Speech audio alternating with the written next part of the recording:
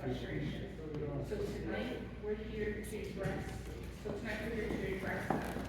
This, just to be clear, is not a public hearing, this is a public meeting. The intent of DEP participation in the public meeting is to help the public obtain information about DEP rules and regulations that will apply to projects. The content of the public meeting does not become part of the official record and is not addressed in the comment response document issued by the DEP. Though we have invited the permitted facilities to join us on the panel tonight, they have elected not to. So you'll hear from our representatives. We will have a presentation followed by a question and answers. There have been some questions that were submitted before. So, before we get started, I would like to establish some ground rules. So this is done just to ensure that we have clear and effective communication. So the first, I ask that you please turn off your cell phones or put them on vibrate. Take any calls outside of the auditorium in advance. No exceptions, but outside of Ms. Sherry asking, no sign, please. The meeting is to inform local residents of DEP's permitting and regulation of the 5 facilities listed in tonight's meeting. The facilitator, that is me, will moderate the questions. Now, due to the amount of folks that we have, we will be accepting 2 questions and 1 follow-up per person. Again, that is just due to the amount of folks that we have. If you would like to ask a question, when your name is called, please approach the microphone to the podium, and please speak loudly and clearly into the microphone so everyone can hear you. And folks, can you hear me? You can tell me to speak louder if you need me to. I want you to be able to hear me. Don't approach the microphone or speak out of turn. Please do not interrupt when others are speaking by calling out, yelling, hissing, being loud, clapping, doing your personal attacks. Again, please be responsible for all the folks that are attending tonight. If we finish with everyone's first round of questions and we still have time, we will go back around again if people have other questions. Once you have finished your questions, please return to your seat. Keep your questions focused on the topic at hand. We will politely interrupt you if we feel you're getting off topic. This facilitator, so I reserve the right to deny anyone the opportunity to offer or to ask questions if that person does not follow the preceding rules or is determined to be a threat to the meeting decorum or participant safety.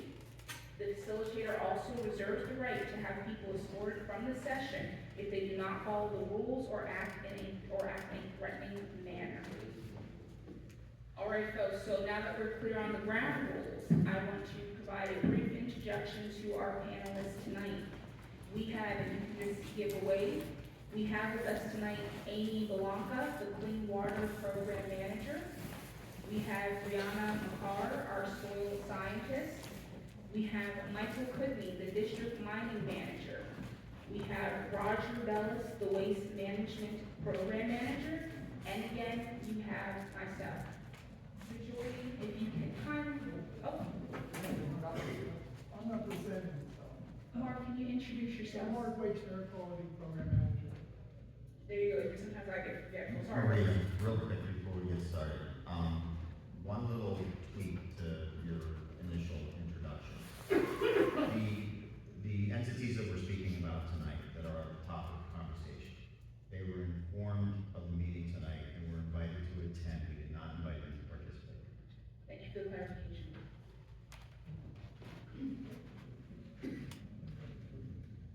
Jordy, can you push this slide?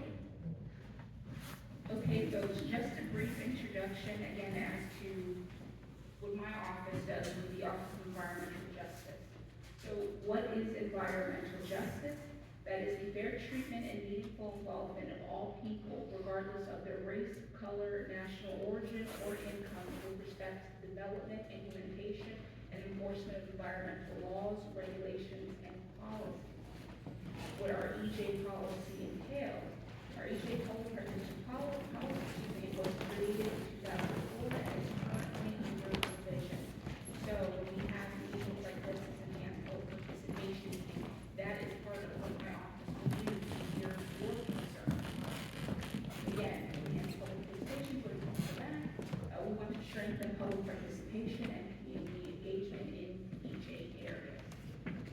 That's just a very brief about what my office does.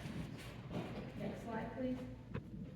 Amy, if you would not mind, or Brianna, biosolids.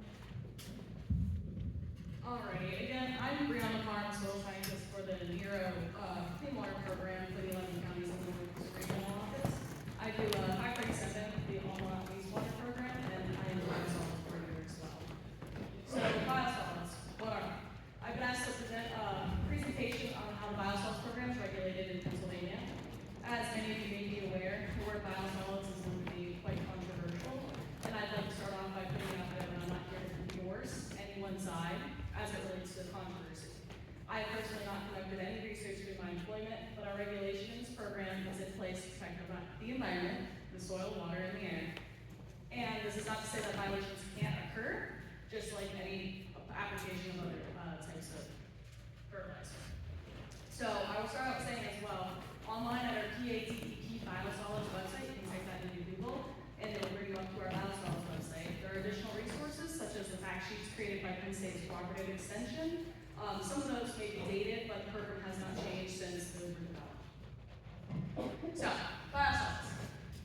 They're a nutrient-rich organic material generated from the treatment of wastewater and residential sewage. These products are used for mine reclamation, forestry, gardening, and agriculture use.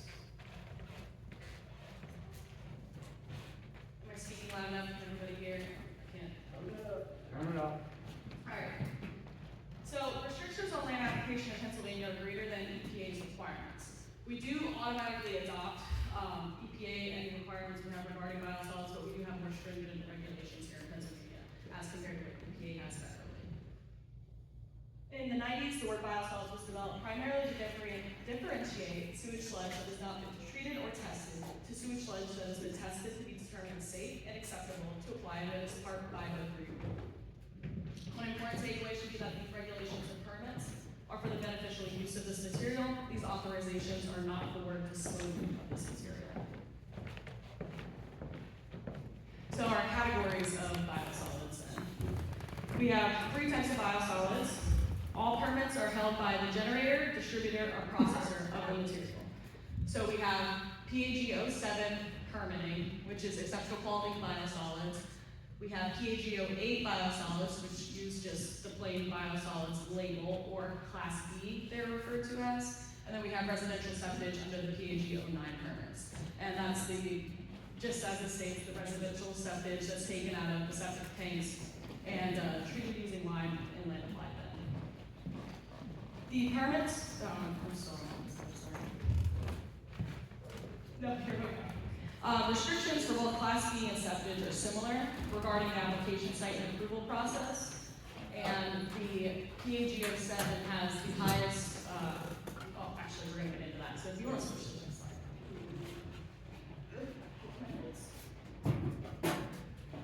So, we have 3 criteria that we test for our 07, 08, and 09 materials. We have pathogen reduction, vector attraction reduction, and pollutant concentration. So all 3 of these criteria be met prior to the material leaving the processing facility, which is the wastewater treatment plant or whatever the facility is, except for 2 of the VAR options, which is vector attraction reduction, which include incorporation at the site of where you're manufacturing the material. Otherwise, everything is done at the processing facility before it's shipped off to the Our 9 heavy metal pollutants that we test for include PCBs, and these heavy metals are arsenic, cadmium, copper, lead, mercury, molybdenum, nickel, selenium, and zinc. In addition to these heavy metals as potential pollutants, the hazardous waste determination has to be completed, and that test has around 30 different compounds that they test for as well. Testing those materials based on how much is generated throughout the year. So a large plant may have to sample monthly, and a plant that is a lot smaller may only have to sample quarterly. It just really depends on what the facility itself is. So we'll go a little in depth to pathogen reduction on our next slide here. We have a bunch of different options for pathogen reduction that facilities can have in their permit or be approved to use. And some of the most common options available are lime stabilization, aerobic or anaerobic digestion, composting, and heat drying. So there's more options available as well for pathogen reduction. Those are just commonly ones being used. And to point out, they use composting at the NSP's facility, which is one of the facilities we're discussing tonight. So our EQ is virtually pathogen-free, how it's tested and what the standards are that it's tested to. Our biosolids or Class B material in our septage, pathogens are significantly reduced but not eliminated entirely. So we'll move on to land application notifications. So for EQ material, which is again our Class A, exceptional quality, we have a one-time 24-hour notification for bulk distribution for land application.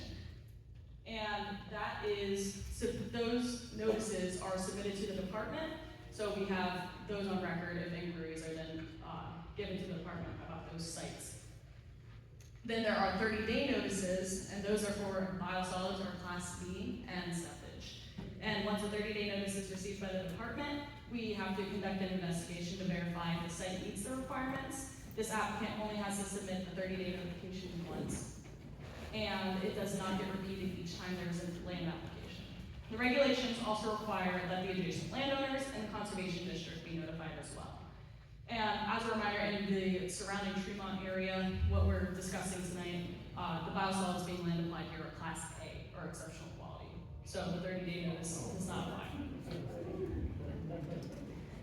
So, to our right to farm, the right to farm is considered a protection for agricultural operations from nuisance suits and ordinances. So it was put in place, it was ruled in favor of our farmers to protect them from complaints about odors, essentially, and other instances and other applications as well.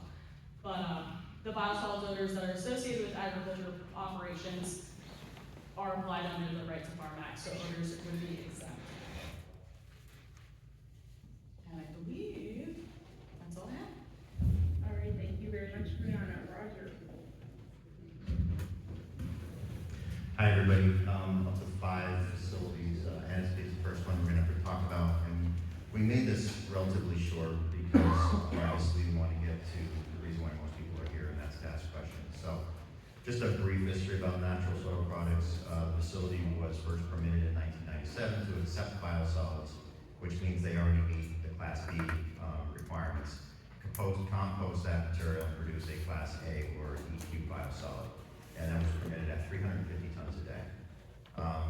In 2018, 2020, we had some episodes of periodic odor issues, working with NSP and the remedies that they had recommended. What ended up happening was they constructed those 2 large buildings that you see now, and that basically minimized the impact from odors during that 2018-2020 time frame. In June of 2021, DEP approved the increase of the daily volume based on an environmental assessment, technical review, and local municipal support, which upped the tonnage to 450 tons a day. Shortly thereafter, odors, once they got the site up and operating at those types of levels, odor issues arose in 2023, or before 2023, we resolved that in 2023 with a consent order agreement, which has been on our public website and available for review since it was issued. And the final resolution was the installation and final operation of the bore system. So odor patrols were performed by DEP staff after the bore system became operational. And a month-long odor patrol project basically indicated that there were minimal odors during the operation of the bore and verified compliance. More recently, there's been issues with odors again, and that's the reason why we're all here. There was an uptick in complaints, and odor patrols performed in August indicated off-site odor issues likely related to the finished product, the processing building, which some of you may know based on interaction with some of our staff is building number 2. It's the larger of the 2 buildings. It's the one that's closer to the road. So on September 12, 2024, DEP issued NSP a notice of violation requiring them to evaluate and implement additional odor mitigation specifically for that building number 2, the finished product processing building. NSP has responded to that notice of violation, and has committed to a project to completely enclose that building. So they're working with engineers right now to develop specifications to permanently enclose both ends of the open building number 2 and have large doors that can be open and closed while they're working in their normal operating hours. And we're waiting right now for a timeline for which that construction project will take to complete. And once we're currently in the like I think probably some of you in this room have been in correspondence with us lately. We've been conducting odor controls for approximately 6 weeks now. And we have been responding to odor complaints as quickly as possible. And we've made observations. When we conclude these most recent odor patrols, we're going to evaluate all our data and develop whether it's necessary not to pursue further enforcement. So depending on what our results are of the odor patrols that we've completed, the complaint investigations that we've done, and the timeline that NSP is proposing to have this construction project done, we can develop whether or not additional enforcement is necessary. So the second facility is Liberty Soils, which is closer to Tremont here. In March of 2013, the site was originally permitted to process biosolids for the use in mine reclamation. And at that time, the facility was known as We Care Organics. That produced a Class B material that was used for mine reclamation. That project was operating for some time and developed a significant quantity of unusable material on site. So we had to work through that, and they got cited for that. We had to develop an agreement with them. They stockpiled exorbitant amounts of biosolids, causing significant odor issues. In December of 2013, DEP executed a CLNA to resolve the issue, and eventually all of the material was utilized on the property for agriculture in May of 2017. In December of 2018, the site was issued a permit to process biosolids and make a Class A material or EQ material. And it was also permitted to create a material that could be distributed through a waste program because it contained coal ash. That facility operated for a while. The facility itself wasn't generating odor issues, but the material that it was producing, when utilized for mine reclamation, was generating a lot of odors. Liberty Soils soon found out that the material that they were producing really couldn't be utilized without creating major nuisances. So they abandoned the coal ash idea and went to a lime stabilization. Next slide. So the site applied for a modification to produce Class A biosolids for distribution under PAG-07 and changed their name to Liberty Soils. Current operations do not appear to be causing any on-site odors.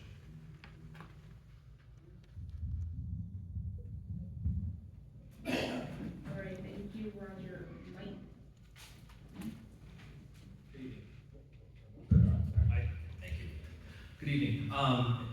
One of the facilities that's in this area that is generating some concern and questions is the Stavola site. It's also known as Summit Anthracite. And related to the issue at hand as far as odors go, Stavola produces what we call mechanical soil by mixing coal ash and paper pulp to reclaim mine slopes that otherwise wouldn't grow any vegetation. So they do that, and there are sometimes complaints related to the paper pulp storage.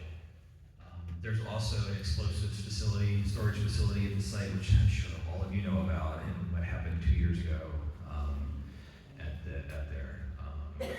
And one of the ongoing concerns about that site is the presence of trucks coming and going at all hours, and that is related to the explosives facility. There are tanker trucks that contain the emulsion related to the explosives come and go at all hours of the day.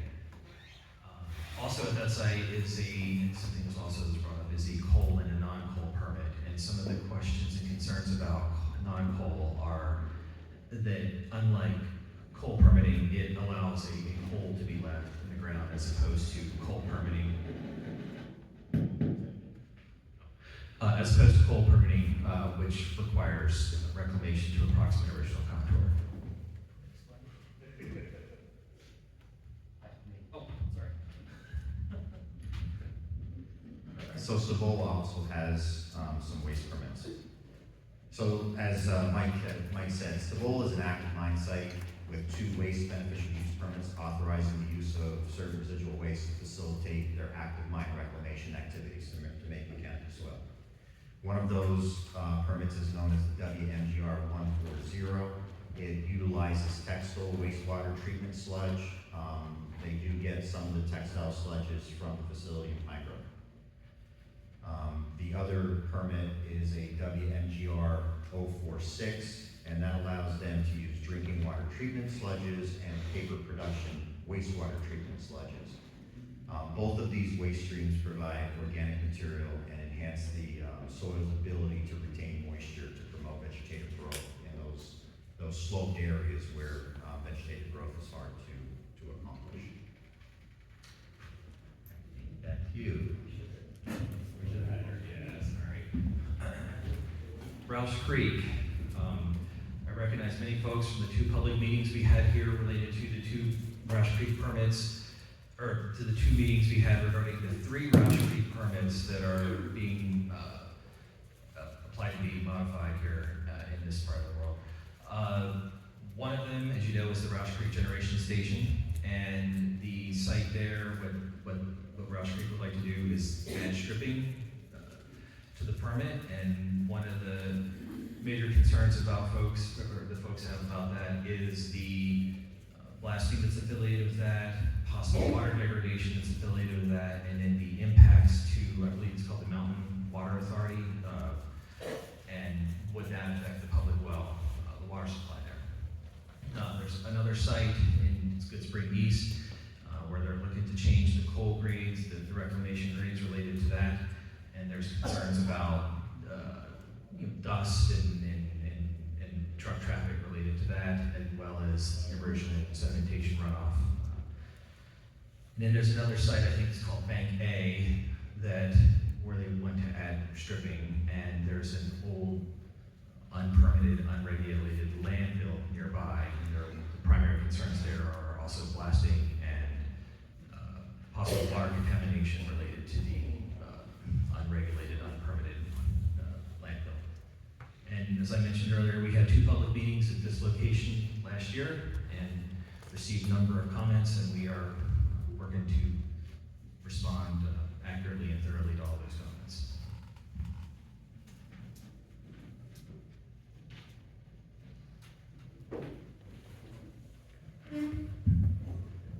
Okay, so the last facility to discuss, and I think, maybe there was some confusion about why all these facilities are being discussed at one meeting. All of these facilities, at one time or another, have been complained about for odors. Tonight's meeting is to discuss odors in the area.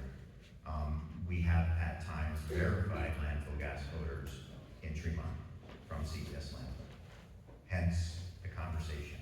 We have gotten complaints from Newtown about odors from Liberty, hence their addition to this meeting tonight. We've gotten complaints about Cibola and the odors there. That's why all these facilities were combined into one meeting tonight, because some people and most people here tonight are probably more concerned about NSP, but there are some people here who may have experienced odors from these other facilities. And that's why we want to give everybody an opportunity to ask questions about facilities that may have impacted their lives and the use of their property from odors. So Commonwealth Environmental Systems landfill was permitted in 1994 at an average daily volume of 2,350 tons per day. In 2007, they got approval to up their average daily volume to 5,000 tons per day. That permit was renewed in 2017, and as some of you may have been in a meeting recently, CES has submitted a major modification to expand their permit area and volume, and we held the LMIP meeting, which is intended to inform the local municipal officials of the project, and that was on October 24th. On November 5th, that application was officially accepted as administratively complete with the department. So that is is currently in-house and being evaluated.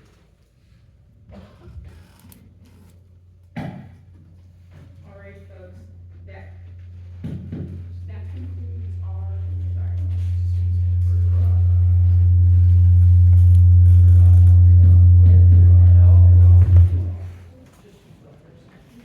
Sorry about that. Sorry, folks. So that concludes our presentation portion, and now we're going to go on to question and answer. Now, I have, and if you're here, you see the link, there were some folks who have submitted some questions beforehand. They are present during this meeting. Melissa could not. And so I'm gonna ask them now. Thank you for your patience. Sorry about that. So, from a pan hatter, just a reminder, we are allowing folks 2 questions, 1 follow-up, all right? So from a pan hatter, what testing is currently being done or planned to see what effects on our air quality, water, and wildlife these facilities have caused? I think I've got the development of most of the answers to these questions, so I'll just stand here. So the DEP does monitor the groundwater at NSP. They have a groundwater monitoring well and several surface water locations that they're required to conduct quarterly water monitoring on. And annually, DEP does go out to the site with them and split samples to verify the accuracy of the sampling that they're doing. Testing for years now have not indicated any negative impact from the operations at NSP on that location. Air quality recently conducted some particulate monitoring in and around the area, pretty much in response to some of the concerns about the Rush Creek mining operations. And that indicated, a 6-month project indicated that there were no exceedances of the ambient air quality standards for particulate. From an odor standpoint, air monitoring of these types of odors is very difficult. These types of odors are generated from NSP's operations, are produced by gases generated from the decomposition of organic matter. Compounds like amines and sulfides have very low odor thresholds, meaning that at parts per billion, which are very difficult to test for, the human nose can smell it. And so monitoring, using air quality monitoring is very difficult because of the low concentrations that can still be observed by humans. So these compounds are very noticeable and cause odor problems at concentrations well below health standards. DEP is working on developing additional standards for the emerging pollutants of concern. The second question was, what type of safeguards are or could be in place with these permits to prevent any of these companies from destroying Schuylkill County and not repairing any short or long-term damages their facilities have caused? So all permits require compliance with malodor regulations, and whatever additional measures of controlling odors are in the permits or applications are enforced. If a facility is complying with its permit conditions, it can still be cited and required to do more, which is what we've done with NSP. Basically what we've done with NSP is for quite some time, we would inspect the site. While we would get off-site odors, we could not pinpoint any deficiencies with their operations. It was just that there were certain things that were happening that the mitigation measures that they had permitted or requested for use weren't working. So we required them to do more, and eventually we got to the point where we had the CONA and the GORE system. If nothing is being done in regard to the above questions, who is looking out for the residents of Schuylkill County, especially the West End? So DEP is actively working on verifying offsite odors to develop the type of record that is needed to defend our actions. Unfortunately, these actions can take time. The timeline from when NSP was cited for its first malodor to when DEP entered the CONA in bureaucracy speak was actually pretty quick. I know that from a standpoint of people that are suffering with the odors, things can't be done fast enough. But in my 32 years of experience, the timeline that it took from citing NSP to entering into an agreement to have an operational system of that technological advancement is one of the fastest that I've seen in my 32 years. It is disappointing that the Gore system did not completely resolve the odor issues, but NSP is working on getting another bid project completed, which is the enclosure of building 2. Sure. Or no. So the next one is, okay, Robert, is Eric Thompson or Robert Thompson? Eric Thompson? Okay. Williamson? So Eric's question was, with all the current companies putting off such odors, why is the DEP allowing another landfill to come into Riley Township? They are currently drilling wells all over Blackwood and are projecting a 35-year operation. So DEP has not been communicated with, contacted by Waste Management, which is the entity that met with Riley Township. So from a DEP perspective, there has been no proposal. Everything is in such an infancy stage at this point that they have not even contacted the department. So that process hasn't even gotten to the point where they've opened up any communication with us.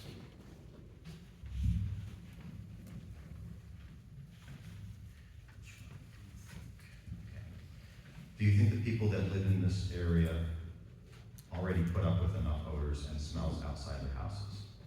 These conditions are unacceptable, and DEP is working toward getting the issues resolved.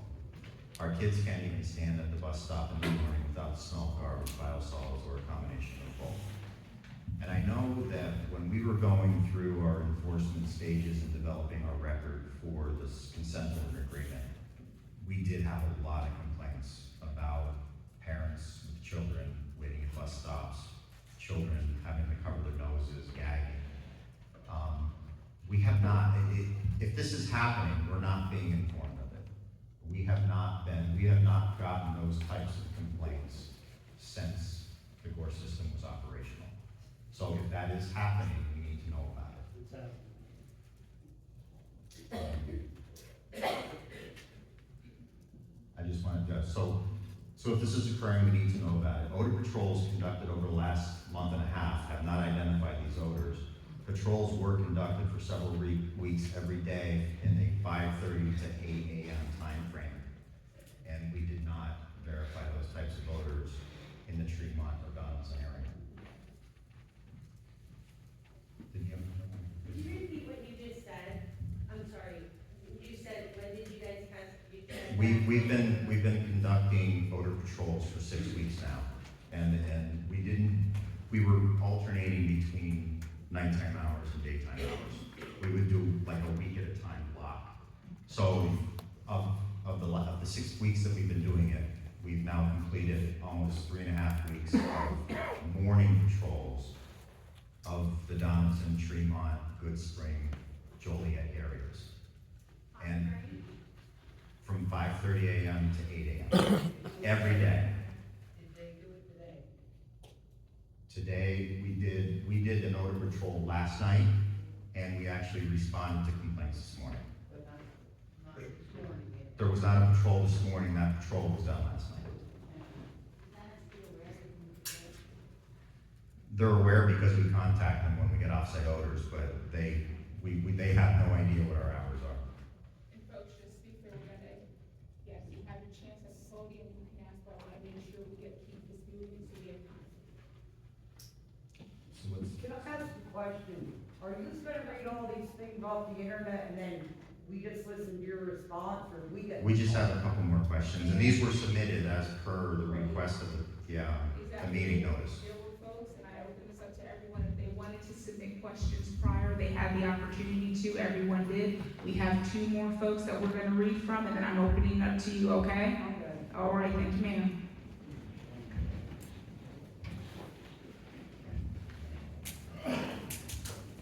This is still Eric, okay. So lastly, why is this area so vulnerable for all of these companies?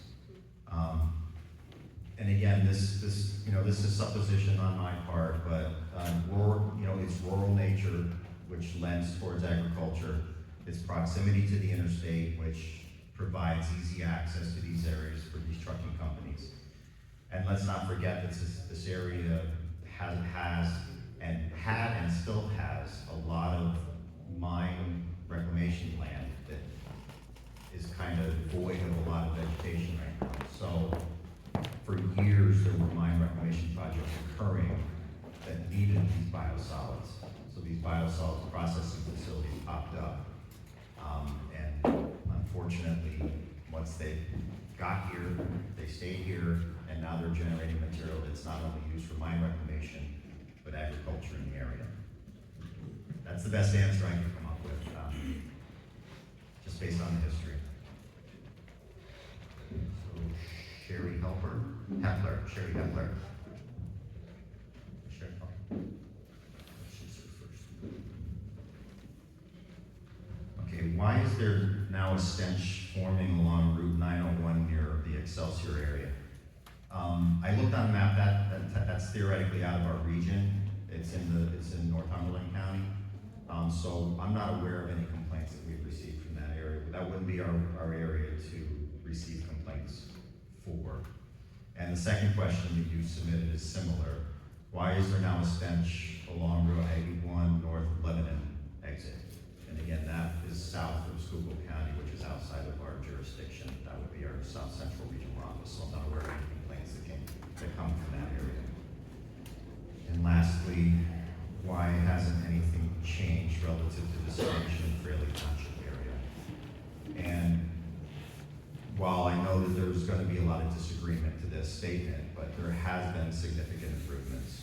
Our odor patrols, our inspections, the complaint numbers, just observations and inspections of the facility has shown improvement. That doesn't mean it's not a problem still, but from the department's perspective, there has been significant improvements made.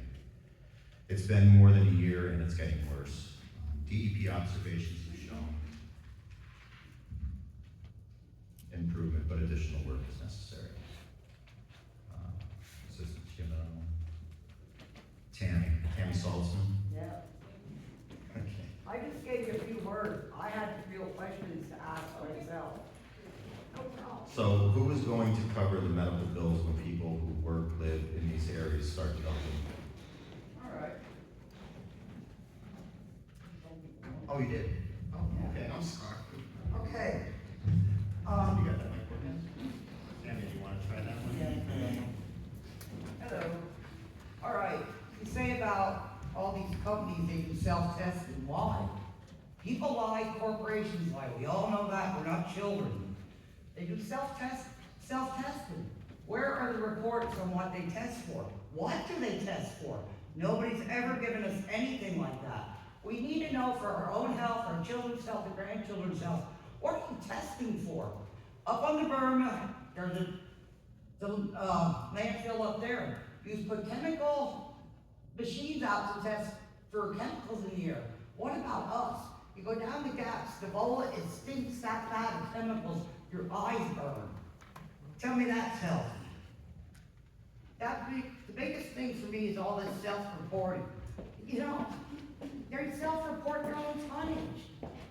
Why? When the guys had coal mines, there was a guy sitting there counting how many loads came in and went out, right? Why don't they do that here? There needs to be some oversight. This is ridiculous. So the question is, Oversight, why not any? First and foremost, I guess the first question you brought up was about the testing. So, from a waste perspective, I touched on that. The testing that the waste program does and the testing that NSP does as a result of the waste permit is the monitoring of the groundwater. But when are we gonna get told about this? Those tests are all available with public information. Well, send me them all. I wanna know what they're testing for.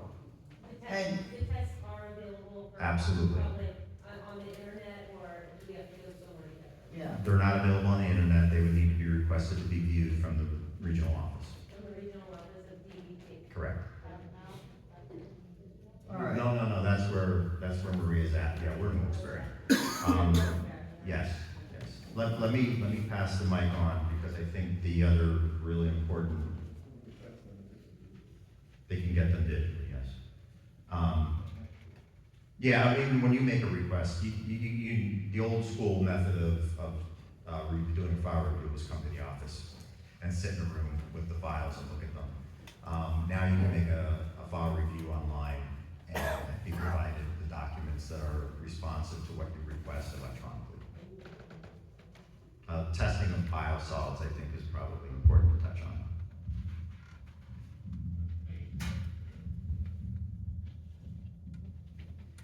So we did talk about, we do pollutant, pathogen, and vector testing for our biosolids program, and that again is self-reported, and they have to report to us within 24 hours if they do not meet those standards, and if they do not report to us, we had sent an NOV to Liberty just this previous year on that, because they did not self-report to us, and they got fined. So that's how that process kind of goes, and same as Roger said for, well, I don't know if you guys do like CPLRs and all the landfill forms and everything they test for that. Pollutant pathogen and vector testing is also available through request from the department as well. So you can receive that for the biosolids, general permits, the 08s, 07s, and 09s. Ask the second part now. For y'all you don't know what vectors are, that means rats and stuff. You know, they use a fancy term for rats. Last night I was up at 2 o'clock in the morning again. Twice in not even 2 weeks. With smell coming in my house that we woke up gagging. My dog's even gagged. And you're all saying it's getting better? Tell me that at 2 o'clock in the morning. Tell me that since I've been up since 2 o'clock in the morning. And then you say that these roving patrols, oh wait, Roger, you even said yourself that it could take an hour for him to get here. It was an hour. Tammy, we really need to concentrate on questions. All right. You're providing a lot of testimony, you're taking time away from staff, Yeah. people that wanna ask Yeah, questions. I'm not a question then. Why does it take an hour for somebody to get here? You still didn't hire anybody from Schuylkill County? Tammy, I just explained that we did an extensive odor patrol project. We had staff within minutes of people's homes, weeks on end. We can't hit every hour of every day. Last We- night I was leaving Tremont nursing home at 6:30 in the evening, and it stank bad. We had staff in Tremont last night at 6:30. All right, folks, I'm gonna ask that we don't speak out of turn and we don't shout. When you are called, you come to the podium, but we have to maintain order and fairness. Ms. Tammy, is that your last question? No, it's just, where does the state constitution come into our rights about clean air, clean water, not living in stench, all kinds of stuff it says. But that constitution just gets trampled on. Where's your answers for that one? Tammy, we are following the rules and regulations to do our enforcement. I know. We are upholding the Constitution. Well, then they should come up and live up in the mountains. All right, thank you. Ms. Tammy, Steve Fieldman. That is, Oh, would you like to come up or would you like to? well, no, I just have a really short question. And that is, have you tried every other mitigation system?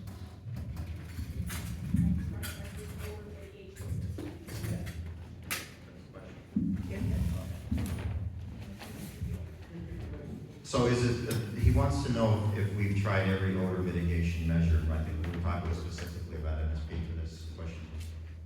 So when we found the odor problems when they were doing their windrow composting, we required that they evaluate technologies to address the issue. There are other technologies, there are other things that can be done. This technology was chosen, this GORE system was chosen. Our investigations and visits to the site have indicated that the GORE system is actually working pretty well to control odors during the composting period, which is a 7-day cycle. Air is forced into the material. The odors are filtered and captured by a Gore-Tex blanket. When those materials reach the appropriate aging period of 7 days, they then get moved into the building that we've been talking about, this building number 2. There are wood chips in the material that need to be filtered out, they need to be screened out. The wood chips are there to create a bulking agent to allow the air to flow through the material so that it can keep the bugs happy, break everything down, generate heat, that kind of thing. So what's been happening is they've been doing the screening process inside building number 2, which has been generating a significant amount of odor. Every time that we've verified an off-site odor within the last few weeks that we've been out there, even longer, the last couple of months, staff has been able to go on site, stand in and around the GORE system, stand in and around building number 2, and we're pretty positive that the source right now is building number 2. So the thought is that in closing that building, especially overnight, nothing's going on there at night. People aren't actively moving material around. So if we're still getting odors from that building at night, that building can be closed off. And hopefully that can help minimize the problem. There are other technologies that could have been considered, but they went with the door system. Anything else, Mr. Peelman? You say you send, people over to drive through and see if there's any stench, you know, put somebody in the house 24 hours a day. All right, the comment is that we do odor patrols. Why can't we put someone in a home 24 hours a day? Obviously, that's not something that we can accommodate. We have to work within our overtime regulations, our union contracts. Having someone stationed there 24 hours a day is not something that we can accommodate.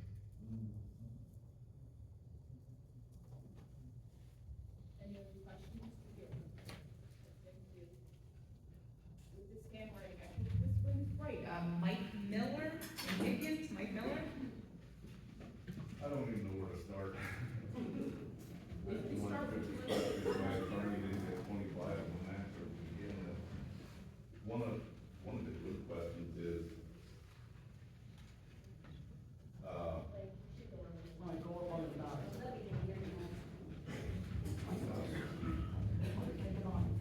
They can't hear you, sir. They want to hear you, and they can't hear you.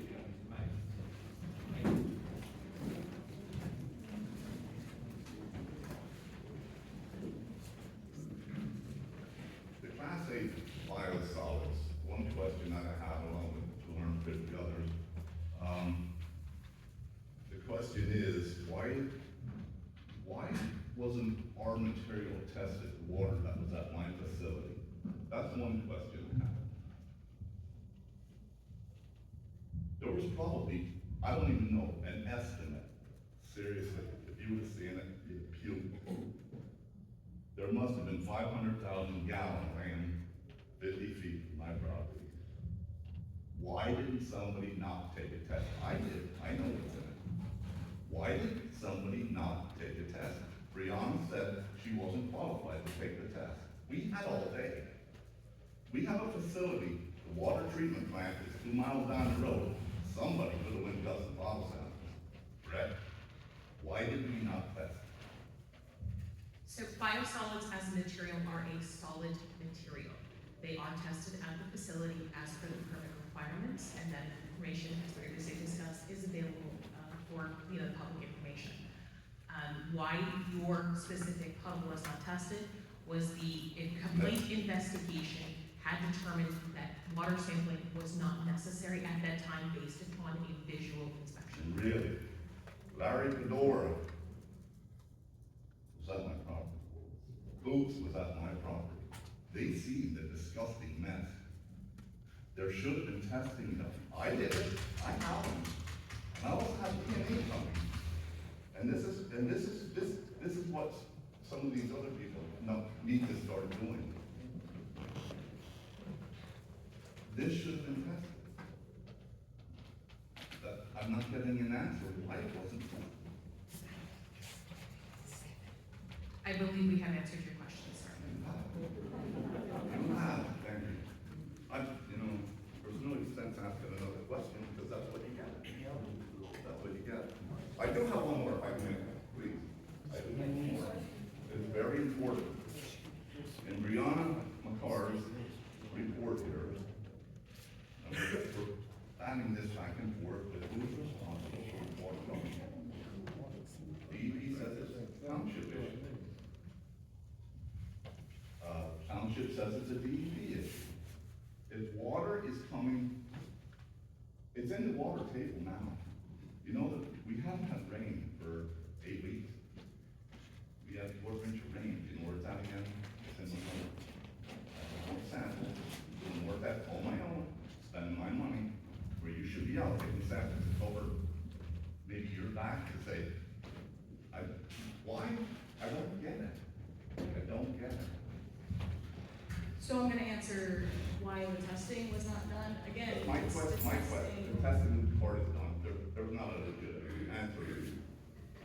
The part is, when we talked today, to be honest, you made the remark that the water drainage runoff is a township issue. Maybe you can explain to the township supervisor why it's a township issue. So that's under Act 167. So under our regulation for biosolids and land application, we do not regulate specific erosion sedimentation controls regarding runoff issues with that. It's considered a fertilizer once it's land applied to the field, and the But runoff fertilizer from is that. not allowed to leave the property. Would you like me to answer the question? I want to stay on track. Sorry. So we'll go back to the testing. Testing was not completed due to the length of time from the complaint received and what had happened. Nobody was out there to test it as it was actively occurring. So the material before it's land applied is tested for the pollutants, pathogens, and vectors, so that those are not a concern once it's land applied.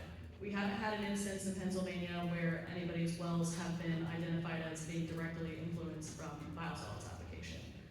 I do believe that we had answered in the investigation report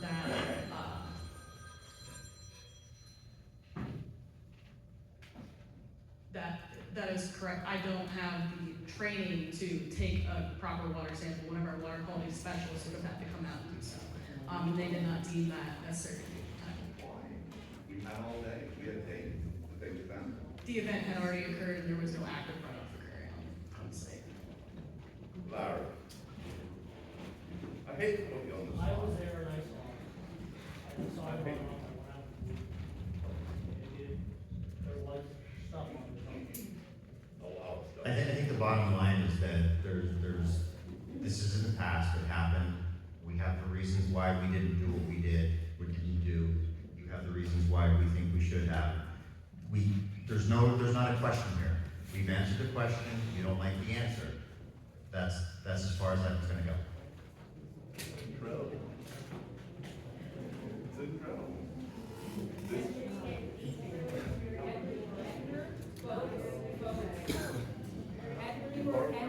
No, I'm doing everything I want to hear so far. Thank you. Ms. Shirley? Shirley Wagner. I would assume you're here with some of the other people that demonstrate, and then I will definitely go up there.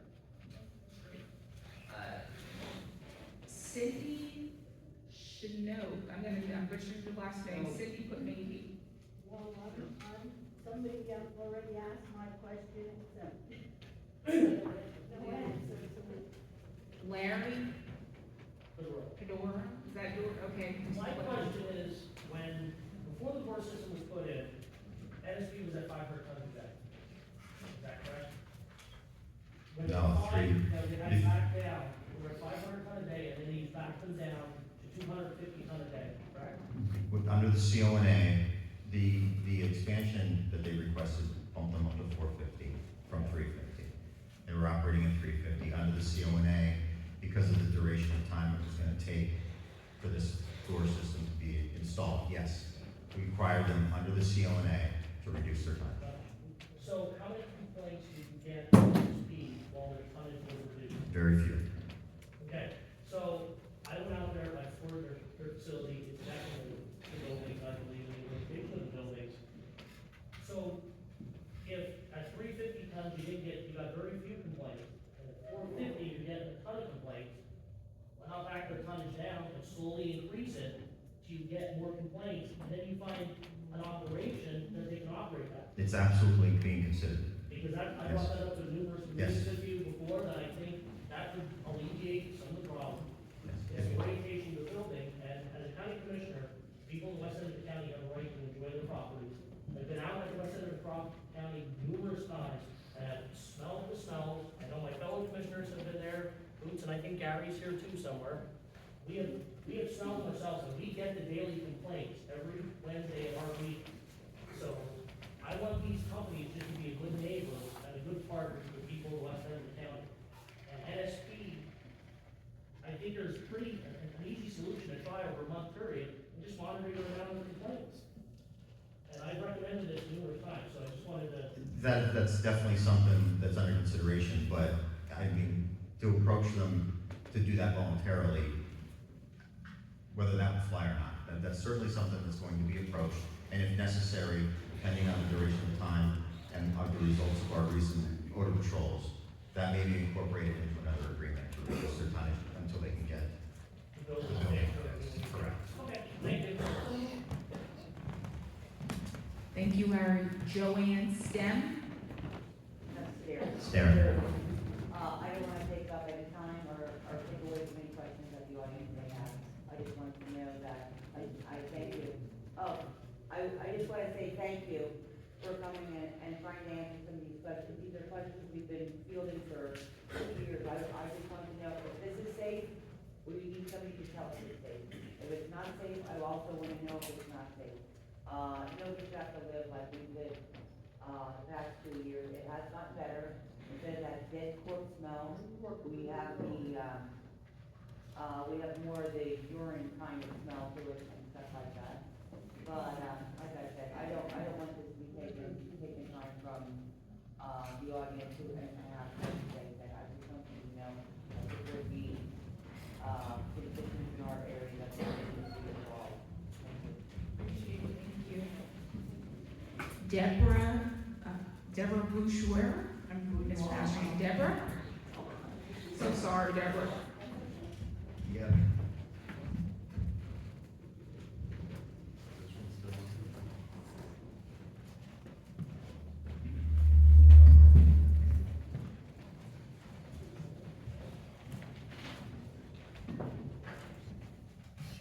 My question is, the absorbing patrol, did they say anything about the last 3 days, about the smell was so bad at all? In Tremont, Donaldson, Goodspring? Was anything reported from them about it? So Monday and Tuesday, they were night patrols. And I'm trying to think. We did investigate complaints during some of these patrols. In fact, last night, we were out. So yes, they were night patrols. And we're gonna continue to do some night patrols this week. But no, our odor patrol logs indicate that on occasions in certain areas, specifically the stretch of 125 between NSP and Donaldson, and then the road that goes from Donaldson up to 209 Franklin, there were some slight intermittent odors detected, but we did not get strong odors during our odor patrols. Well, the past 3 mornings, around 3 o'clock in the morning, the smell was really bad. Where's this at? Bailey Township and Goodspring, because I go every morning to my son's to babysit my grandson. And it's horrible. We did investigate. And when a 2-year-old cannot stand the smell and put their hands over their face, when you see them in the back of the car seat, I mean, you live, you pay your taxes. I just don't understand. They need to be fined. I mean, heavily fined to get on the ball and take care of the smell and take care of the residents in Schuylkill County. I don't understand why. You just can't push a little bit more for them. You don't even have a timeline for them, do you? Do you have a timeline? We're developing the record now. Odor violations are inherently difficult to enforce in court. We really have to have a strong record. If we do something without the appropriate record, and the company presents an opposition to that through our court system, that can lock up something for a long time, where we can't do anything because it's in the courts. Because of their smell, the smell that people complain about. Right, we have to, Take all the residents to the court, leave them talk and say what they have to live with. yes, and that's where it would end up. And that's not off the table. Well, I'm sure all of these people here would gladly stand in court and say, we cannot handle this smell anymore. We're tired of living like this and paying taxes. I agree, based on the turnout tonight, I agree. You can't enjoy having picnics, parties, sitting out on your porch, having children that can't even stand going outside and play. I don't quite understand how government can mess up people's lives, but they want us to pay taxes and be good citizens, but they don't wanna treat us right. We're trying to do the best we can within the regulations and our enforcement. Well, capabilities. I hope we can work on it a little bit more, but like I said, if you wanna go to court, I'm sure everybody here will go to court right along with you. Understood. Wendy Davenport?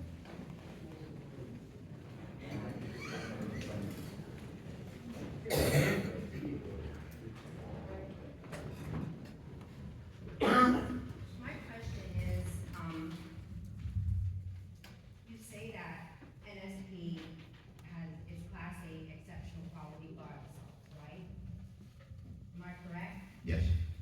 Okay, if that is true, back in, I don't remember if it was I think it was 23 February, we had odors that permeated our home and very strong, and we had someone come down, a DEP rep from Monroe County, and told us specifically, he witnessed the odors, he specifically said, this cannot be, Class A. Class A has an earth tone smell, scent. And he said that Class A is also processed with lime and copper. Now, NSP processes their biosolids with, wood chips. How could that be Class A? I'd like to, how you derive at that, if someone's willing to answer that for me? So Class A is a standard that they have to meet with, more specifically with pathogen reduction, is how they achieve a standard of a Class A biosolid. And am I correct? Is he correct? He told me that Class A should have a nerve scent. It should not I have can't an speak intense to, odor like that. I can't speak to what the individual had told you as to what the smell was. He said it should have an earth tone. Class A should have earth tone scent, should not smell like that. Biosolids in general, at least with Class A, do tend to smell a little earthier, however, without experiencing the smell or what That's this no individual problem. is We experiencing. we live it every day. We get it from the trucks coming in, the trucks leaving to, down the mountain. I don't get emotional here, but I was up to White Canyon from early this morning. My husband made a call, off Roger Bells too, so I even did my own scent control. And I got a document right in my hand here that says, it was from 2019. Now, NSP, have they always used or processed Class A biosolids? Have they always processed that? Or has it been Class B at one point in time? I believe they've always been Class A. Okay. Liberty soils, or at least we care organics went from a Class B. Okay, I got a document here now. It says, it's from the Pennsylvania Department of Environmental Protection, result investigation, right to know report. This was from 2019. Someone had a complaint about water being discharged from a retention pond. So they investigated the following day, which they found no violation, but they talked with the general manager, they toured the facility. It says right here, natural soil products combine sewage biosolids with shredded wood to form a Class B biosolids that gets land applied. Now, this is from 2019. This is DEP. So how could it be how did it derive from that? That may be inaccurate. We may have to look back at that because NSP has always made a Class A biosolids.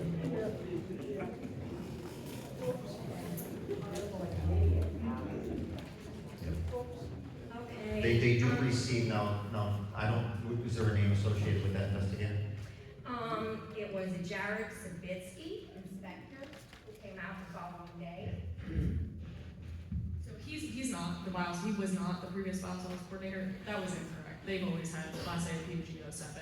The previous coordinator, Tim Craven, would have stated Class A in a report, in an investigation report. So Jared is not a clean water he program should not coordinator. have even put that in his report. No, sometimes other employees will investigate reports depending on what staff we have available. Let me see, I would like to know who advised the land supplier land applies to biosolids in our, who advised them to stockpile?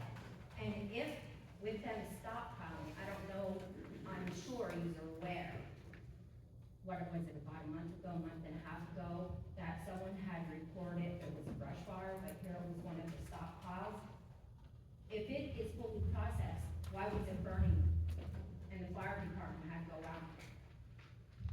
So we did an investigation on that specific incident. We do have a written report for that, and that was investigated. I'm not gonna speak on a specific instance at this point in time. However, in terms of stockpiling, nobody tells them what they can do. If they're staging material to then land apply, Class A biosolids can be stockpiled for up to a year without any kind of written approval from the department. And that's for staging. Without any barrier? That is correct. They have to mitigate generally BMPs for the stockpile, which if there's issues occurring or runoff and things occurring, we will go and investigate a stockpile. However, the stockpiles that are less than 1 year are not permanent storage, and they do not need written requirement. And there's not a specific amount that can be stockpiled, or can they just put mounds and mounds of it? They can stockpile as much material as they are land applying to their fields. It just depends on what fields they're applying for. It's up to the farmer. Are there any regulations on when it can be land applied? And also, you're saying there is no limitation, so There is a limitation, so they can only land apply as much material as agriculturally they need. So they have to provide agronomic loading rates for that material. So when they're land applying this material, they can only land apply as much as every specific crop they're planting can then uptake, and then you harvest that crop. So it has to be a harvestable crop, and has to uptake those nutrients so that they can land apply them for the next crop. And they have to do that for each crop that they're applying. And I'm sorry, Wendy, just in what you're asking is kind of, and maybe it'll help. So where do we find the information that tells us how much should be land applied? And I ask this question because I'm in a specific area where I've got 30-foot high mounds of stockpiling, and this is the second time that I have it, and it is probably, I would say, at least 30-foot high, by at least 30-foot round, at least. It's larger than the strip mine area. And what is the time frame when you're saying they can hold it for 1 year? How do I know how much can be applied to that land? And because that's where we're getting some of the runoff. Of course, money's having problems. That's where some of the other people are starting to have a lot of their issues. Well, they don't stockpile at that farm that you're speaking of. So the stockpiles, yes, they need written approval if they're storing a stockpile for over a year. If it's under a year, they can store that material as into stage for each crop for the season for the year. They do not need any kind of written requirements or approvals from us. We can request documents for economic loading rates, but if they're storing more material than they're putting on a specific field right adjacent to it, that doesn't mean that they can't take that material and then apply it elsewhere. I believe the stockpile that Wendy had spoken of in a previous complaint that we had, they had leftover material from May, and they had just finished land applying it in this most recent October season. They had leftover material, so they didn't overland apply for the agronomic loading rate that they had for the material. It was less than a year, and then that was land applied with the next batch of crop. And is there somewhere that we can find the information on how thick it should be applied based on the crop that they're going to be doing and the amount of land? The agronomic loading rate worksheet can be requested from the department, that's correct. We would have to request it from the farmer. We do not receive those as part of any permits or requirements or regulations. We don't receive them for Class A material because it's considered a fertilizer. But those farmers or land appliers that are putting it on their fields are required to have those agronomic loading rate worksheets completed for the specific material and batch that they have and what crop and the season. And I'm sorry to ask one more question because you're answering all of my questions. But I'm sorry. It just pertains to, you said that the farmer is the one who completes the worksheet. Or Is a there consultant. standard There is. We have an agronomic loading rate worksheet. We call it the B1, B2 loading worksheets. And all of this information is at our PA DEP biosolids website. We'll get an overview of our Class A, Class B, and septage, the differences between the three, and all the worksheets, permits, and applications associated with all the types of biosolids. Wendy, do you have a follow-up? Yeah, the odors permeate our homes. They wake us right out of our sleep. Instant headaches, irritated throat, head congestion.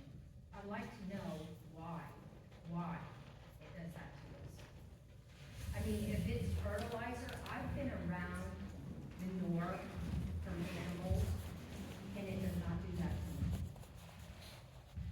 So earlier we spoke about the byproducts and the odors associated with the breaking down of the material biologically, the amines, the sulfides, the ammonias.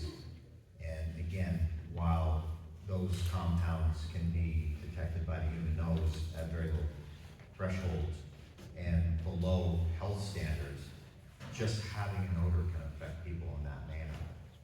People can be affected just by smelling something, and not because it's at an unhealthful chemical level, but because it just affects.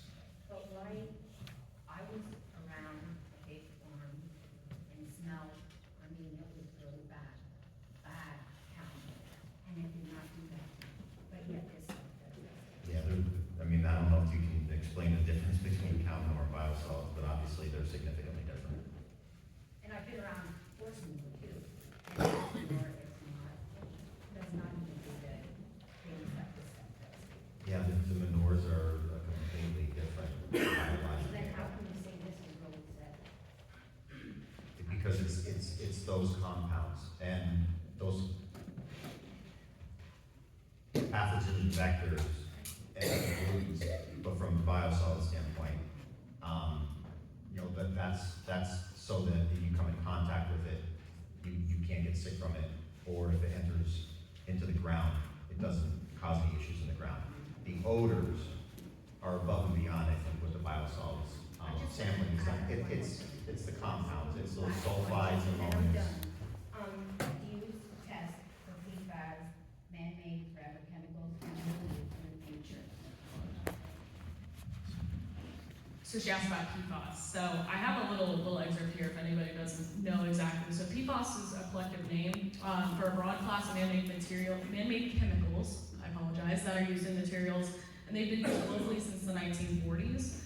These chemicals right now, they're considered emergent contaminants. There's research going on to better understand the impacts that they've had now since we've been using them, that they pose to human, animal health, and the environment.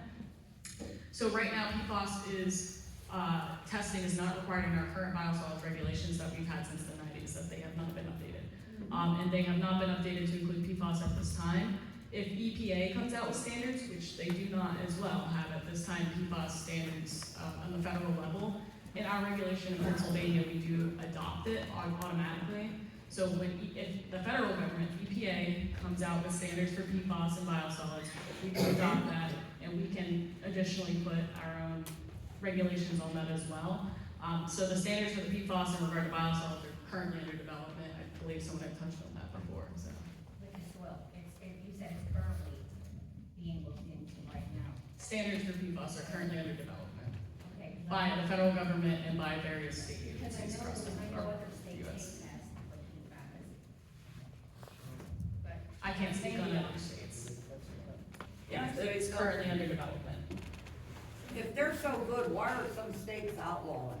Why are ranches out in the west getting closed down, they gotta slaughter 2,000 cattle?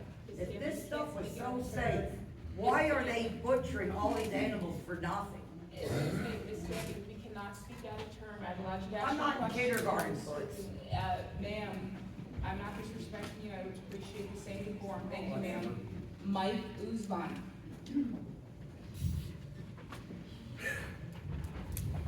Hi. Looking back on the odor complaints over like the last year, and based on the monitoring investigation you've already done, which of the 5 operations being discussed tonight do you feel are contributing to the current odor complaints? By far NSP. any of the other ones? We've had a couple instances where we felt we may have gotten some detection, but none of the other facilities have been, have caused any instances where we felt like we needed to address a situation with them. And one more question, the odor patrols you're talking about, could you explain just briefly how that works? Do they have equipment, or are they just out smelling with their nose? And again, there's gonna be a lot of chuckles in the room. Our staff, and again, because the odor, the threshold of the odors that are associated with these compounds, any detection devices that we have at our disposal are just not capable of detecting compounds at such a low level that it can still impact the odor threshold. So no, our staff has a route. Depending on the wind direction, they'll spend more time downwind to try to make sure that they're getting a full picture of what might be happening at the facility in terms of odors leaving the site. But it is done solely by going to a specific area, spending a little bit of time in that area, and making observations with their noses. Thanks. Thank you. Jeff Oak? Jeff? Jeff? Yeah, you touched on the PFAS.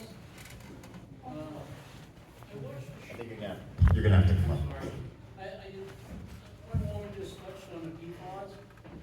I'm sure a lot of people aren't aware of what that really is.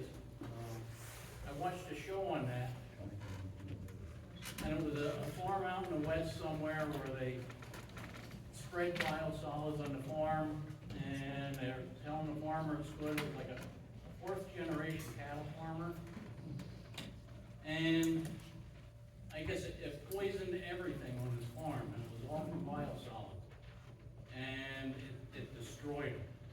So why wouldn't you test for that? And they're spreading it in the mountains all over. It has to get in our water.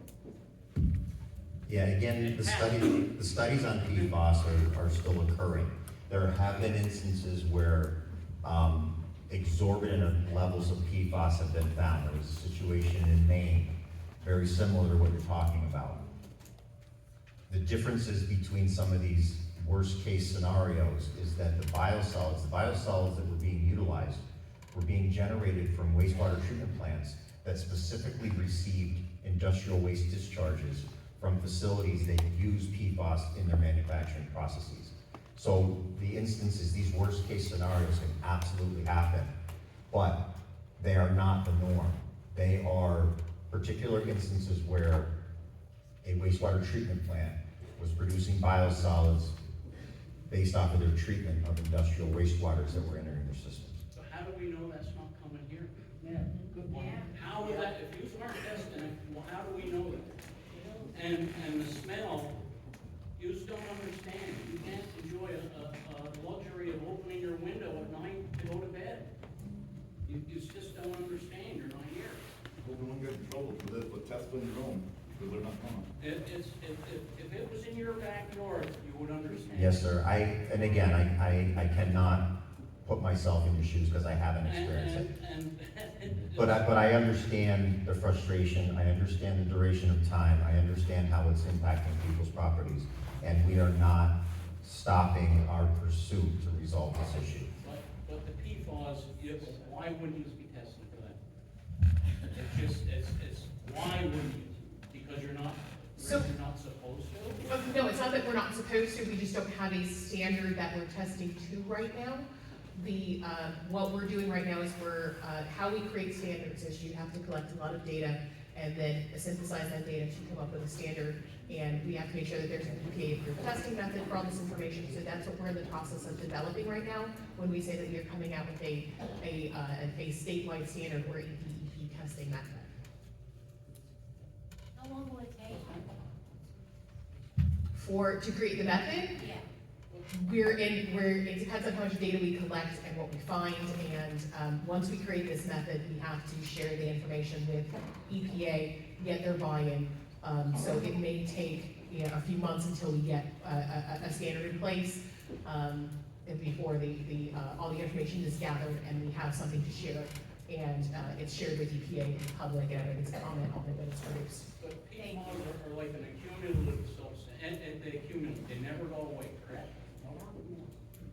It's something that's just gonna keep accumulating, till you say, wow, it's at a level that we can't handle, it's never going away. That is correct, that we are stuck with PFAS. PFAS has been around since the 1940s. Doesn't degrade in any way. It's an emergent contaminant right now. It's one of those things that we are looking at and creating standards for. But you test the water for PFAS, right? The drinking water, yes, there are drinking water standards. Those were developed through a very similar process. Okay. And then there was a standard that was developed for a wastewater standard, and now we are moving down. So there are standards that are coming, some are done, and some are in process. And I'm sorry, are you finished back? Yeah. I don't want to interrupt. It's like, keep talking, Is this what PFAS?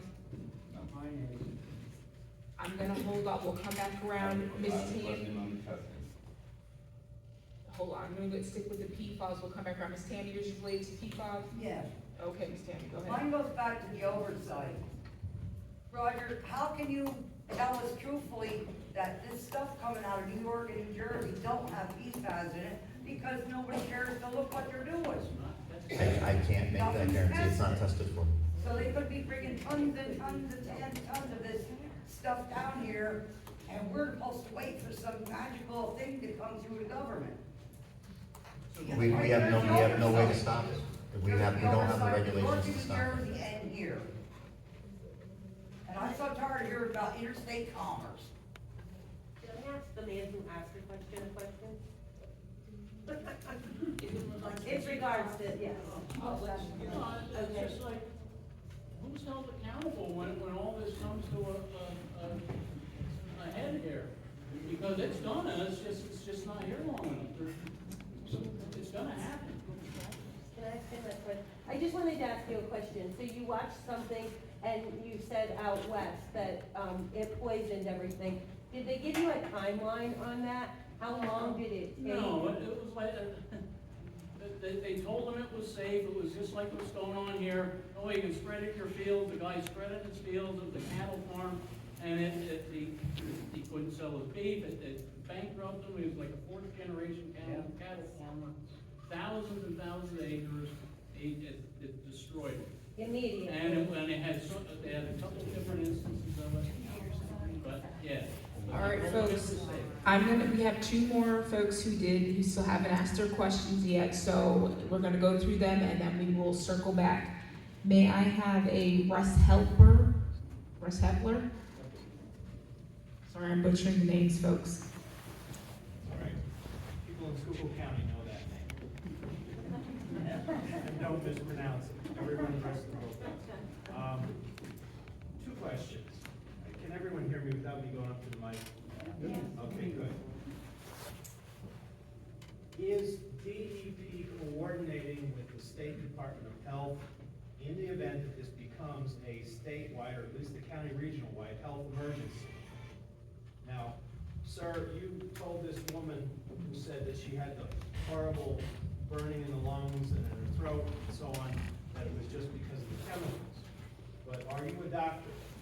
No. So you could not make a medical evaluation as to what was going on with her? Correct. Somebody from the Department of Health perhaps could have, to say, is this more serious than perhaps you folks know in your sphere of influence? I understand that we have not coordinated efforts with the Department of Health. I understand that they are aware of some of the concerns. I believe some of the people, maybe even in this room, have contacted the Department of Health, but I'm not aware of any So actions. one department isn't talking to the other about something that affects perhaps thousands of people? We are aware that the contacts have been made. That's all. Okay, second question in relation to that. Have you been in contact or working with the Pennsylvania Department of Transportation to reassure all of us that these New Jersey and New York trucks, we all know about the garbage trucks that come from those states, that are hauling biosolids are safe to be on the road. One tractor-trailer accident, and Schuylkill County becomes the next East Palestine.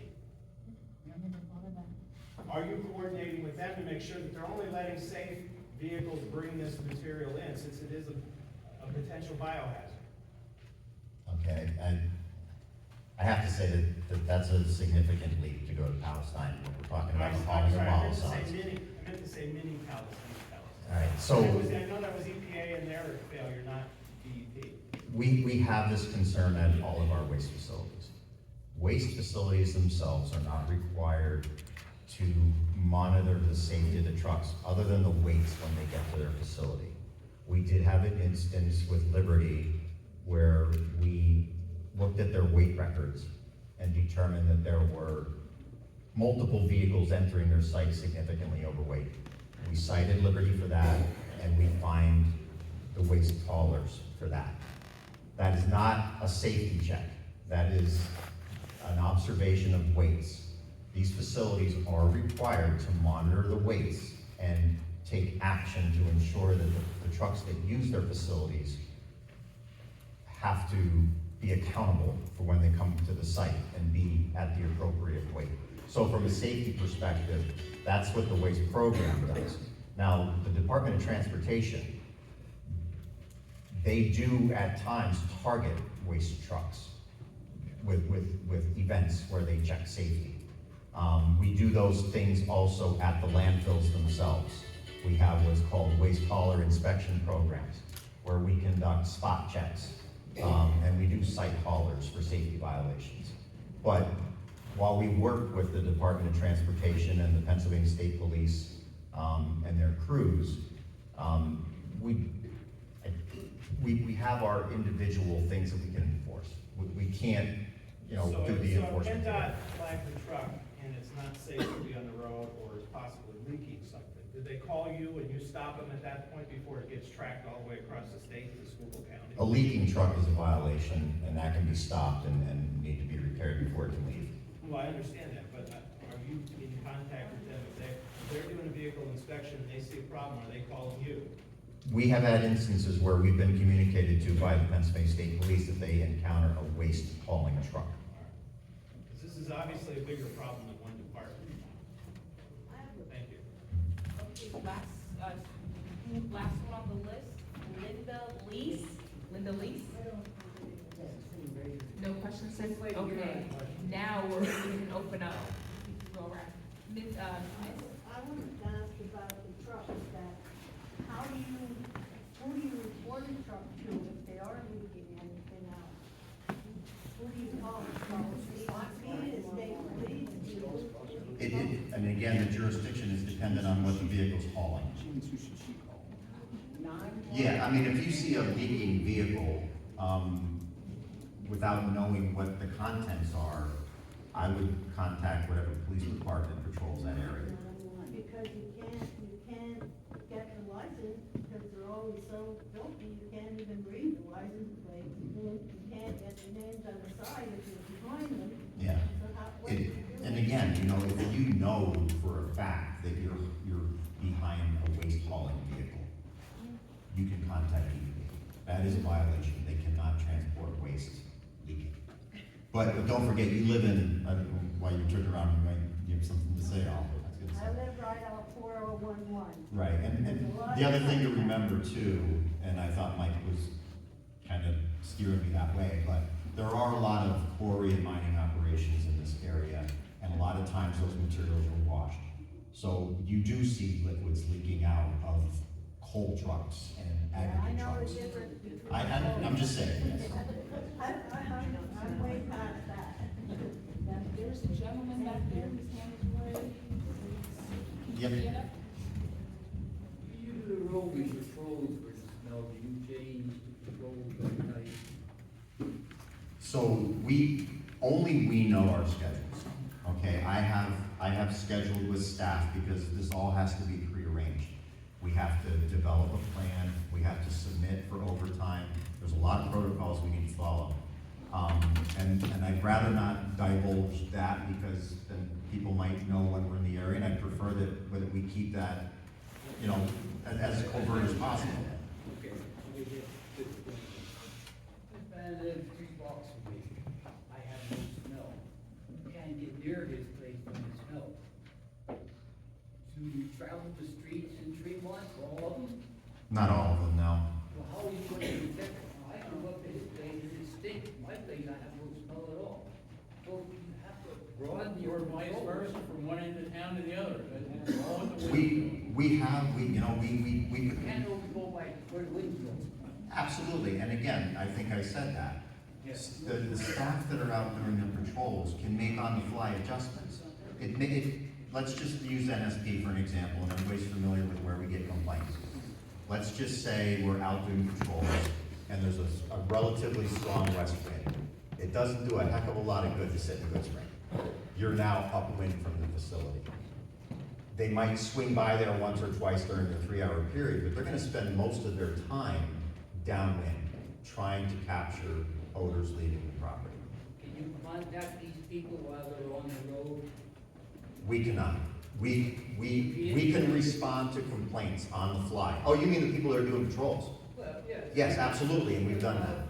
He gets a smell, he should be able to call a number and tell them, take them to my place and. if Yes. they're really bad. Yes. Now, that's, my second question is, the biosolids. Now, we have areas around here where they reclaim the ground, and they planted corn, and they bring the biosolids in the corn. Now it seems like I talk to a lot of hunters, and we think that we have an epidemic of disease in our deer. Is that being looked into? I've got reports that the game board won't even bring out the bush, and they will put the deer in the bushes and skin them and bring the meat out. They don't want this. And they attributed to a lot of this from the runoff, because the animals are coming into these cornfields and eating food. So I'm not familiar with that locally. Obviously, there are numerous deer diseases that are being closely monitored by the Game Commission throughout the state. The western part of the state was under an epidemic where if you killed a deer in the western part of the state, you could not transport that carcass past a certain point. So there are things. I am not familiar with some type of determination, like the Game Commission or whatever, about a particular area. Contact them and check into that, because I talked to a lot of people, they had the deer case, and they have this disease in this area. Do you know what the disease is? Because, Some kind of waste. yeah, chronic wasting, yeah, then that, I don't think that there's any association whatsoever with biosolids for that disease. All of a sudden, we're getting it in our area. Since- We've had it in our state for some time, and it's starting to spread. From the west, it started in the western part of the state. It seemed like it's spread a lot quicker. Okay, thank you. All right, folks, any other questions? Yes, I have one. Roger, my understanding you, last night in your road patrol was just an intermittent smell? Last night, and I don't want to speak out of turn because I read the report and I can't say verbatim. So we had someone in the area last night from 7:30 to 10:30. And he responded immediately to a complaint that I received at 7:30 in Tremont. 7:10. Okay, so I believe, I want to say that the categorization, he put slight persistent, I believe. But I'm not I'd positive. just like to ask, the folks here, how many of you had an overall? And I will say, when I called the complaint in, my family had someplace to go. And he called me back around 8 o'clock and asked, was I home? I said, no, I am not. And he said, oh, okay, well, I'm close to your house. I said, you have my permission, drive up my driveway and check it out. He asked me, was anyone home? I said, no, nobody is home. We had an event to go to. I do have ways of monitoring my property. He drove up my driveway, he parked in my driveway for about 5 minutes and never got out of his truck. He may have had his window down to get his smell. I know he left my property and went down the road and stopped again. That's the monitoring we're getting. Yeah, I mean, realistically, the best, and I know it's an inconvenience, the best response is to meet with the complainants. Now, there are thresholds of odor violations. I have met them in my driveway numerous times. The crown jewel of an odor violation is something. Every time I've had them out, Yeah. probably 30 different people from DEP, every single time they said, oh yes, this is bad. This is bad. Yeah. We go off what's written in writing when they come back from doing their patrols. And maybe just a little elaboration on the violations that can be given to a facility based on the information we have. Air quality has regulations that no facility at any time can cause a malodor. A malodor is a very difficult violation to get. You have to get it with the person on their property. It has to be mutually agreed upon that that is an offensive odor. And then they have to definitively track it back to the source. We've done that with NSP on several occasions. We've responded to hundreds of odor complaints. We've only been able to achieve a handful of malodor violations. It's just a very difficult thing to do. The inspector and the complainant. And unfortunately, listen, I get it, you can't change your life schedule to do that. But had you been home last night, there would have been that interaction. There would have been outside of the vehicle. There would have been discussion between you and the inspector. There would have been mutual discussion about. 30 times in the last 2 or 3 years. And as I'm telling you, every time, the representative from DEP said, yeah, this is bad. This is bad. Yep. Saturday night, we'll go over. And they were outside. He agreed. I think his name was Matt. Yeah, and again, we are looking at all of these responses. And like I said, we are going to evaluate all the information we have to see if what's in writing from our inspectors constitutes violations. Sorry, there's a gentleman who stood up in the back initially. Our hand or her hand? I'll take your My hand. hand, I haven't asked a question Go yet, ahead. I'm sorry. Go ahead. Okay, so you've had quite a few years of all of our complaints. When is DEP gonna stop giving extensions to allow them to produce more? Like Larry said, take it back. Why are we letting them take it forward and produce more? When are you gonna stop giving them extensions? And when are the permits gonna stop being given, have these facilities come into the West End? From Newtown to Joliet, 25 miles, we've got 5 of them? 5 of them? When are the permits gonna stop? The West End is tired of being shit on. When are they gonna stop? When are the permits and the extensions gonna stop? When have we had enough? So let's address the extensions first.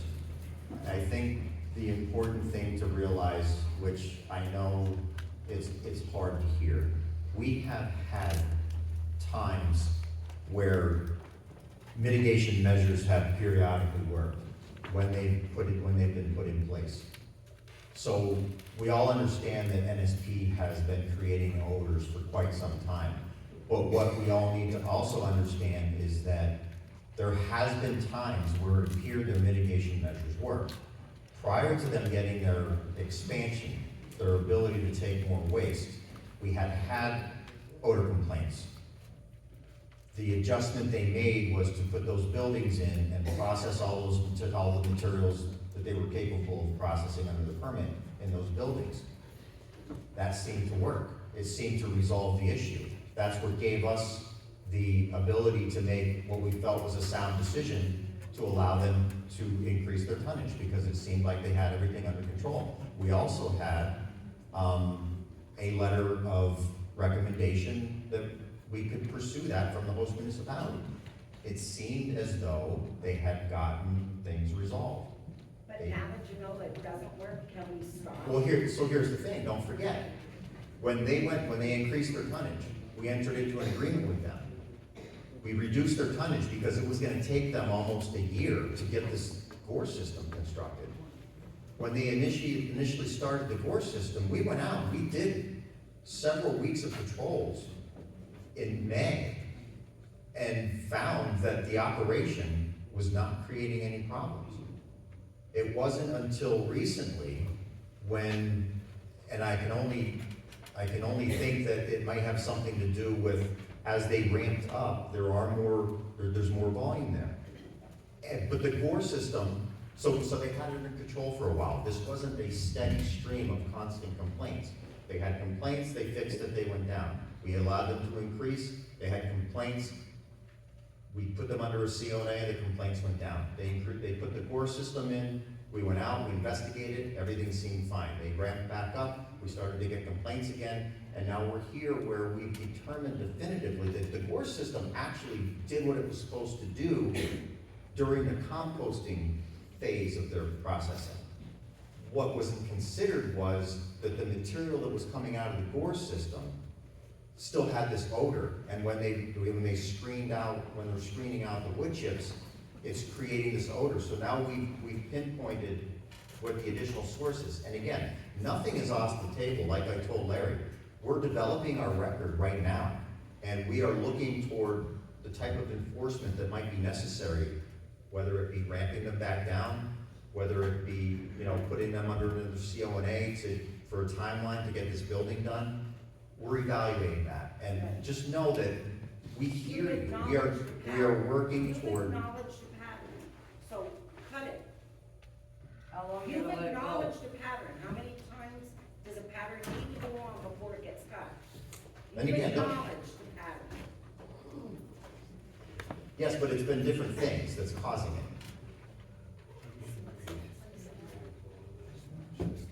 Folks, do we have any more questions? Please, sorry, until I point to you.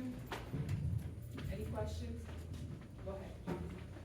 Have you considered partnering at all, or at least surveying the employees at Amazon or other facilities that are nearby? Amazon's getting pounded with the owners. My son works there, he came home every night, almost every night, complaining of headaches. We can't solicit Oh, complaints. come on. Ma'am, we cannot solicit complaints. We have not received a single complaint from corporate Amazon. We have received a couple complaints of employees that when they leave their vehicles to go to work, that they've smelled it, but we have not received any complaints from Amazon. Yeah, to me, in my opinion, I think you have pretty much authority. We had contacted the Department of Health, and I myself have spoken with 2 different doctors. Yeah. And they had wanted me to, do like a ledger on my, symptoms, like the wind direction of that day when we had smelled the odors and how severe the odors were, like how intense. They told me that they only gather information from DEP. So what does that mean? What, can you elaborate on that? So we do work at times with the Department of Health to develop sampling protocols. We are not, I'm not sure, because we were informed that they had been contacted and that they were in communication with some people, but we were not requested to coordinate any sampling efforts with them. Another thing, I had contacted the headquarters, the game commissioner in Harrisburg, and I had talked to the veterinarian on staff there, and I had requested, is there any way that I had deer meat in my freezer, and from my research and learning nationwide how biosolids and the contamination of PFAS, what it's really doing to animals and the land, water, everything. I am afraid to eat any of this deer meat around here. And we were raised on deer meat. I was a hunter. And what irritates me is you come here and you say that this is mine reclamation. Now it turned into agriculture.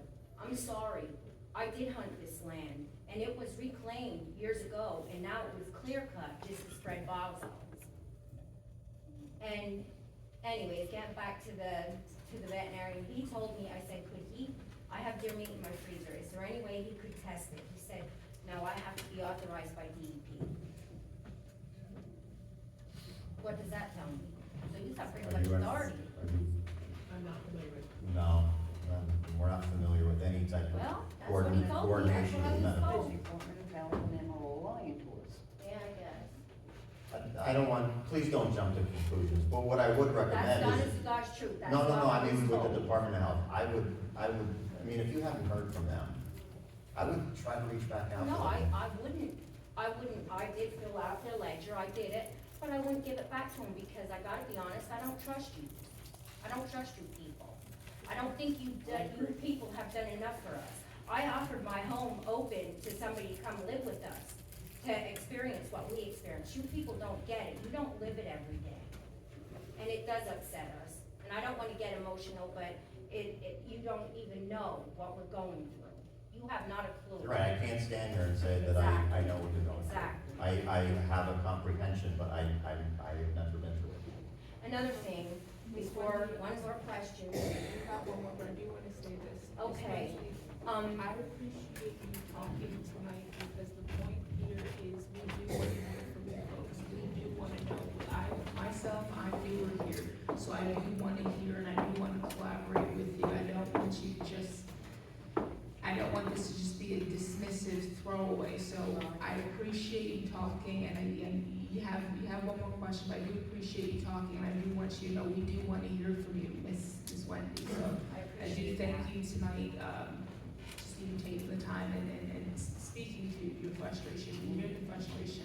I'm not gonna sit here and lie and say, I understand it, or, I look and say, I'm not around you, but I do appreciate you taking the time to talk to me, Ms. Wendy. thank you, I appreciate that. Ms. Wendy has one more, Ms. Wendy, wrap up. Is there another question, Wendy? Yeah, I just let my mind, because I appreciate you saying that, I really do appreciate that. I'll think of it, let somebody else. Ms. Tina? I just have a question. A lot of people are coming to me that work at Amazon, that work at big lots, that travel up and down 81. They're calling them in, and whoever's answering the phone told them, if you don't live there, we can't take your complaint. So there's a lot of confusion about that. Let me differentiate the two topics that you just brought up. Okay.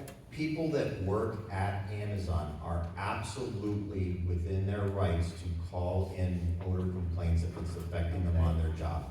We do have the ability to enforce our odor regulations for where we work. Yeah. Odors on 81 is a different story. 81 is practically on top of NSP where it comes around that corner. Even when we felt NSP had a really good handle on their odor situation, you could still smell it on 81. And it's a transient exposure to an odor that really doesn't carry the weight.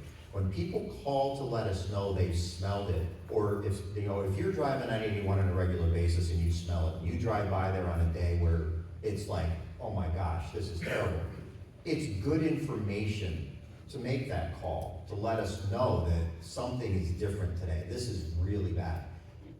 While we may not be able to do enforcement based on odors on the interstate, it helps the department understand and be prepared maybe, hey, we got a call. It's the worst they've smelled it in months on 81.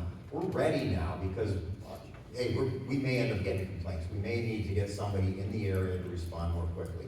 So it's not that those complaints aren't helpful, but they are enforceable. So and that gets lost in translation sometimes, I think, in the communication between the complainants and the department. Well, it's a lot of people that commute to Harrisburg and home, and they're smelling it 5 days a week.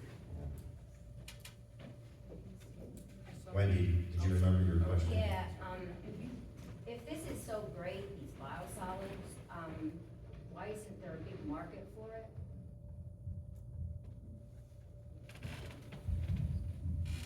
There actually is. You can buy biosolids in Home Depot, in Lowe's, in. Does NSP sell it?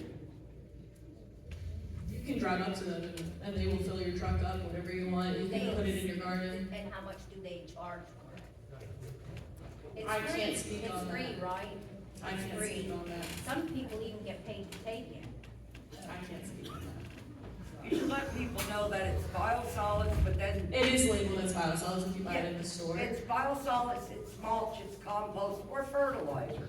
It's, There are just three it names. is created from biosolids, like a product of a biosolid, like wastewater treatment plant, such as Milordonite, that is actually based in, I believe, Wisconsin. It's from their treatment facility in Milwaukee. And Biosolids came it's from marketing. packaged and sold in like Lowe's or Home Depot's. Biosolids came from a marketing firm in Manhattan, where they tested a bunch of people and said, what sounds better than shit sludge? But it is labeled on the packaging. I can't speak to what that is. Well, I just wanted to know, do you have any authority to fine, sanction these plants? Do we have any ability to find sanction these plants? Absolutely, we did. We fined NSP. That part of that consent order agreement, which is available on our website, we put it up for the public to see. It was a $50,000 fine, one-time fine with that consent order agreement, and there were stipulated penalties built in, that they had to pay a daily penalty for every day that they missed the startup date for the bore system, which when you combine, they missed their date. We knew that when we signed that agreement with them, it was highly probable that they weren't gonna meet that date. But we said, listen, this is the date that you have to abide by, and you're probably gonna end up paying us more money. And that's what happened. And I believe they paid like $26,000 in stipulated penalties. So the CLNA cost them roughly $75,000 in penalties. So yes, we do have that authority. And that's an ongoing thing, Yeah, that consent order agreement's actually been closed out, because the end of that agreement was when the gore system got up and running, and the department confirmed that it was working properly. And then that CLNA was done. Yes, ma'am? Do you know what Mr. Field? Oh, sorry. Sorry, I'll be back. Pronounce, tell me. Oh, I'm sorry. 4 words, compare and contrast centrally. Compare and contrast centralia. Centralia is not related to this topic. Really? Yes. Ma'am? Do you know the Constitution of Pennsylvania? Yes, ma'am. Do you know the article number? Article 1, Section 27, yes, ma'am. The Clean Air? Yes, ma'am. Water? Yes, ma'am. Do you think that the West End, Schuylkill County, the areas that we are living, all of that, The fact that, we really were. no, I agree. Yes. Yes, and we are attempting to resolve that. The water, we have no idea. I mean, between the, Ma'am, we're pretty confident that it's not affecting the water table. are you sure? Are you sure it's not? Based on the sampling that's required. Why aren't they testing? I have a question. No, there's, in the back, the gentleman with the dark I shirt. have one question for you. You talked about PFAS. Hey, folks. And you said there's really no regulation for you guys to test that? Is that what I understood? It's not that there is no regulations, but that we're generating a standard and either a water quality standard or a soil standard. That's what we're creating. The regulations are in place due to the fact that this is an emerging contaminant.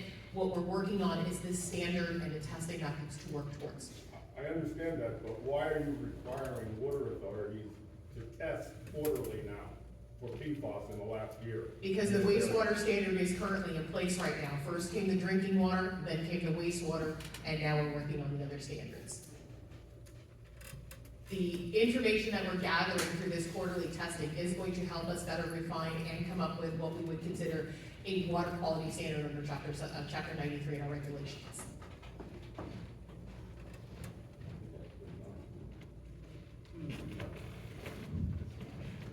I think it's probably safe to say that the fact that there's a standard now for wastewater is leading toward, if they're able to comply with the wastewater standard, these biosolids are generated at wastewater treatment plants.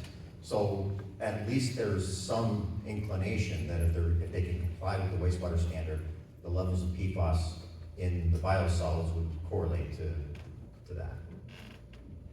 Yes, sir. It's not so much a question as a little bit of information on this forever chemical, PFAS. We did testing in Riley Township on all of our streams. And I'm gonna say one thing, why they don't wanna do PFAS, it's an expensive test to do that. But the regular test we did, and then we asked it for PFAS. When we got our results back, I couldn't read half the chemicals, so I had a professor from Penn State interpret what was in there. Real quick, are you a representative of the municipality? Riley Township. Okay. And we got back that there was no PFAS in our water. And that was tested with SWAT, with Tara, and the Gebhardt Run, which is one of the main discharges for CPS. So that made me feel good. And now we got baseline for all the biosolids. If it shows up, we know it's coming from the biosolids. But we did get a test for PFAS, there's nothing in our water right now.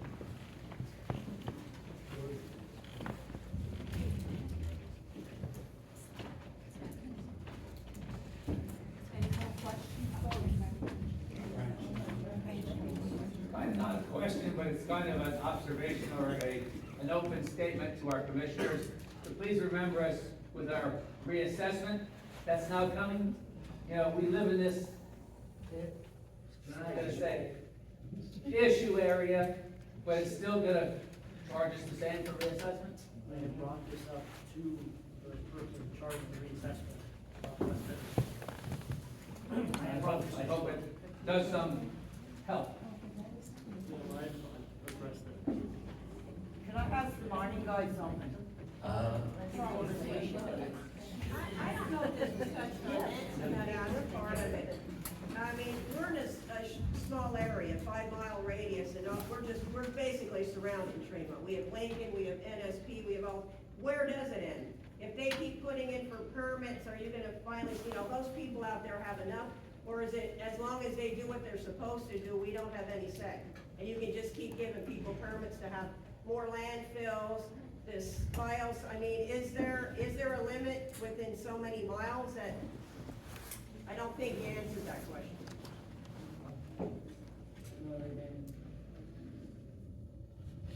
So it's very difficult. There are things called cumulative impacts.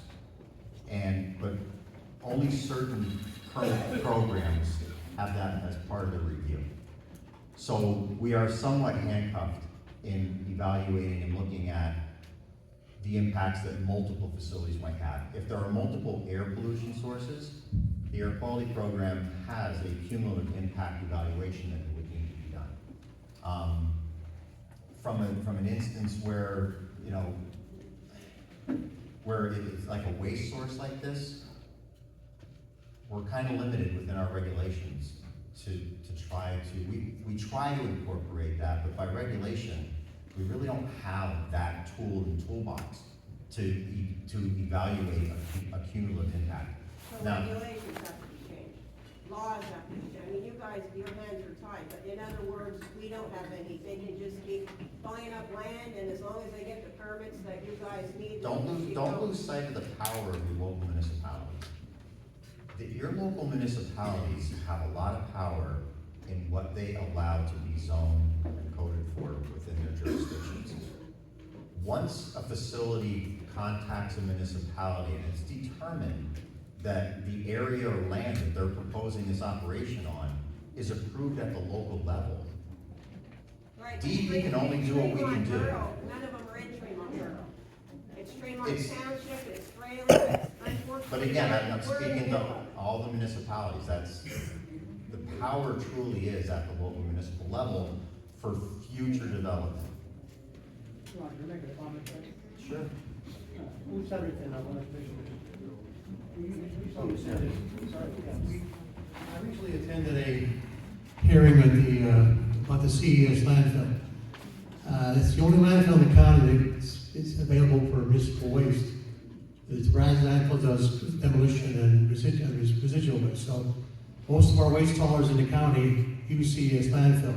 Now that was scheduled to be filled up in 2028, which means there was obviously someone else was going to come in. And Ms. Bedore, myself, Mr. Hess, we are very much against having one more landfill in this county alone, let alone the West End. Now, if the CES proposal came through, they've expanded on the same site, it'll be good for 2058. Okay, so in my mind, and in Mr. Hess's mind, and Mr. Pedor's mind, that was a good move. On top of that, the CES landfill collects methane. Most of your landfills burn it off in the atmosphere, or some cases it's because it goes off, not burned. CES takes their landfill with methane, and we're supplying one of the Keystone Potato with fuel. Trouble is, methane's not a good product. It's hard equipment. I know the people own the Keystone. UGI just put a new plant up there, taking the methane and making natural gas, which can heat 39,000 homes. So, from our standpoint, having that CES landfill expanded, not footprint-wise, but they bought land next door, it's going to be deeper. No more new truck traffic, no more new truck routes. They're adding to our energy grid. So like I say, that was our position. So like I say, we get that. I mean, I don't want any more landfills in Schuylkill County. This was, I think, was a good move. The DEP was, in fact, typically commissioners don't go on record. We try to just be neutral. We propose not to oppose it. That was our statement. So I just want to make that comment about like I say, we get it. I mean, that's what, I want to thank these folks from DEP coming out. We've heard lots of comments at our weekly meetings. I don't have to smell that stuff.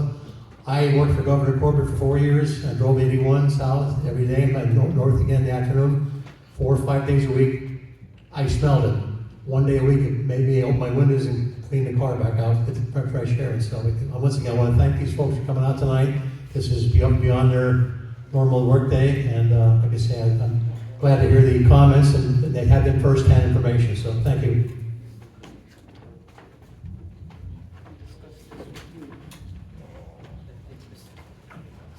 Tammy. I have for the mining guy, how close are you gonna come to this for these new permits? And what are they gonna do with the trash from the old dumps?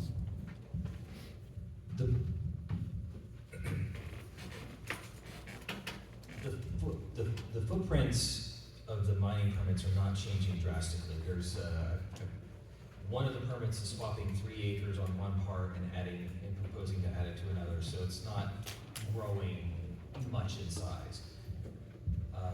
The other two are not growing in size, so they're the same. There's no change there. They're not allowed to mine out the trash, and so in advance of stripping and drilling, and if they encounter the material, then they'll have to leave it in place. And typically, when we have a mining permit that may encounter sort of these orphan wildcat illegal dumps, we work out something with our waste program, whatever region it's in, to what do we do with this? What needs to happen? Should it stay in place? Does it get hauled to an official an official landfill? We work that out as part of the operations of the permit, so that if it's encountered and it's not expected to be encountered, we have a plan for that. That wasn't really technically an illegal one. Everybody used it. It was just there. Okay, I shouldn't say illegal. I'm sorry. There's a big difference between something that was just the standards of 50 or 60 years ago. That's cool. I get that. Versus illegal. That was in the city, right? But unpermitted, unlined, not up to the modern standards. Well, will that one permit come closer to good clean or the other way?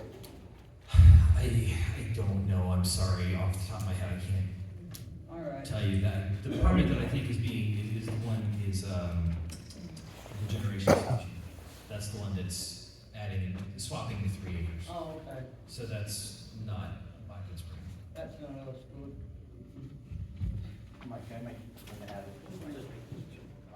Just one quick comment on that, and I don't know the specifics. I was working with Cindy very closely. She's not with the program anymore, but we did develop a plan with Cindy, the engineer, who's not with that section anymore, but moving forward, there was a well drilled out there so we could monitor the groundwater to ensure that any impacts that the mining might have on the waste that's in place would be monitored to make sure it wasn't causing a problem. And secondly, I thought there was a couple exploratory drilled holes that were gonna be drilled to make sure that they didn't encounter waste before they started drilling. That sounds correct. I do have a question, and it kind of pertains to what Tammy was talking about, pertaining to these strip mining permits. I've attended those meetings. It basically has to do with, I know one of the things was changing the post-mining land use to agriculture in certain areas there. Can you elaborate on where you're at with that and where you're at with the permitting stage? The one that I'm very specifically interested in is the one that's in Joliet, that's closest to our water supply. So there's 3 permits. The changing the post-mining land use is on the Good Spring East permit, and that is to change some parts of the permit from unmanaged natural habitat, which is just kind of, they plant grasses and trees and what grows, and there's some standards there, to agricultural, which has a lot of people understandably concerned that it's just another place to put biosolids. So the permits, when they're under review, they have to say that, okay, how are you going to achieve the successful vegetation or crop growth, right? So you can't just, we all know that you can't just plant corn on abandoned mine land and have a prayer of it growing, right? So you have to amend the soil, you have to put nutrients, whether they be biosolids or sort of more traditional fertilizers, on them. And it specifically calls out what they will do. How they get a soil test, they say you need this much nitrogen or you need this much potassium or whatever to make crops grow. They send the soil sample to Penn State or wherever. And so the mining permit has what they're going to do. And the permit application as it stands says, I want to say pelletized fertilizer. It's not biosolids, and biosolids is a major public notice-based revision. So let's say they get their revision, they're doing fertilizer, 2 years from now they want to do biosolids. We're right back here, and because you can't just do on a mining permit, the rules are different than what a farmer, what a private farmer can do. So if you want to apply biosolids on a mining permit, they can't just give us 24-hour notice and they're off to the races. It's a permit revision that's public notice in the newspaper, notice to the municipality, and we can take concerns, testimony, and the overall total record can be considered. And something you guys brought up about is in mining has a cumulative impact baked into its coal regulations. It's geared toward mining permit impacts, mining impacts related to coal. And I specifically asked one of our program managers today if it was possible for us in the mining program to consider other permits that are not mining in our assessment of whether or not something should be permitted. Because in our program, it's something we call a CHIA, Cumulative Hydrologic Impact Assessment. And what it's designed to do is prevent death by 1,000 cuts, which somebody kind of alluded at over here earlier, that, well, 1 permit's okay, well, 2 permits okay, 3 permit is looking in its own, that 3rd permit's fine, but when you sum up all 3, that becomes more of a burden, but that's all geared toward water pollution for the most part. So in terms of biosolids and your concerns about biosolids, we would look at water pollution if an applicant were to say, I want to, come back here and put 50 acres of biosolids on some permit at some point in the future. So that's a long-winded answer. Did I answer you? You answered it, but my concern is that why are we even considering, you answered it in a sense, but we're talking about taking something that is mining land. This is mined land, and we're switching it over to agriculture. in my mind, and I might be thinking of it in a very simple state, is in order, if that gets done, it limits the restrictions that are put on it. And a lot of other things can happen to that land as opposed to what can happen to it when it's considered mine. Understood. And one of the stated goals of the Surface Mine Reclamation and Conservation Act, which is what what mining is based off of, is the transformation of abandoned mine lands to usable property, usable land, besides just sitting there being gray with nothing growing on it.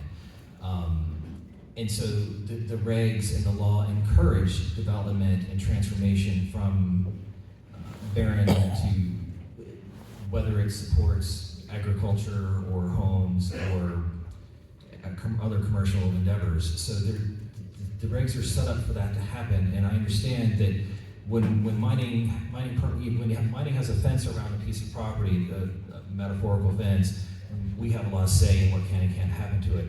But it is owned by private people who, once they're completed their mining obligation, we don't have the ability to continue to tell them what to do. And I understand once the permits, I saw you give me a look. When the permit achieves its reclamation, which is we're going to grow grass here, we're going to be able to harvest corn at 70 bushels per acre over here, and it's proven that that's capable, the land's capable of doing that, they can apply to be released from their permit. And if the standards are met, we're going to release them from that permit. They mined, they reclaimed, they fulfilled their end of the bargain, so to speak, as far as mining goes. After it's no longer a mining permit, I understand that you're concerned about that, but we can't stop that from happening if they have fulfilled their obligations. The only thing that I'm gonna say to that is that the rules and regulations need to be set when we talk about reclamation, it needs to be reclaimed properly. Because in a lot of cases, in a lot of areas, within the United States, in other states, and overseas, when you are taking things out of the ground, when you have to put back to make it be in a situation that is going to be usable property, and maybe you need better rules and regulations. I came from a coal mining family, and I know that my father couldn't just walk away from his mine. He had to take steps and stages in order to make that property usable. He couldn't just walk away from it. So I know we're talking about strip mining, and I'm maybe talking about underground mining, but I mean, when we're reclaiming this, I do have a very big concern about mining land being turned over to agricultural, especially in the situation that we're already in. And I know that's not what everybody in here is here for, because we're talking about the odor, but I basically live in Joliet, and I live between the odor, I live between the concern for that, and then I also live where my water source that I get water to my house every day could potentially get affected by another permit that is out there. So I'm being hit in 3 different areas right now, and it really sucks. You're painting a pretty picture about, oh, it turns into agriculture, and then they put fertilizer on it, and then grow some. Everybody here knows the stuff comes out of NSP, they call it fertilizer, mulch, or compost. And that's the smell we're all getting around here from these pretty little fields that, like you say yourself, they grow corn on, and they do, but they're all fertilized by waste. It's not fertilizer. And one thing that I asked Roger, what about the pathogens in this stuff? Nobody ever wants to talk about what pathogens are in it. Well, I think we did. I think that the pathogen reduction is a requirement. I mean, I don't know, is there a question there? I mean, yeah, what pathogens have been noted in it, and what do you think mixing human waste with wood chips is going to kill pathogens? that's not what kills the pathogens. What does? It's the biologic action in the composting. And Those that's temperatures, the 100%. temperatures in those get in, I'm not sure the numbers, 130, 140 degrees. It's Yeah. maintained for 7 days. That's what kills all the pathogens. And from what I believe we looked up, COVID and stuff like that, it takes real high temperatures to kill. There's 10 different alternatives for Class A material to have pathogen reduction. So they have 10 options that they can use on what they choose to do for pathogen reduction. I believe there's 10 for. But who chooses to do, the companies or you? Whoever holds the permit. So the companies. Whether it's through the 7 or the 8, which is EQ or Class B, and they have the different standards, but they can choose to do whatever alternative that they wish to do their pathogen reduction.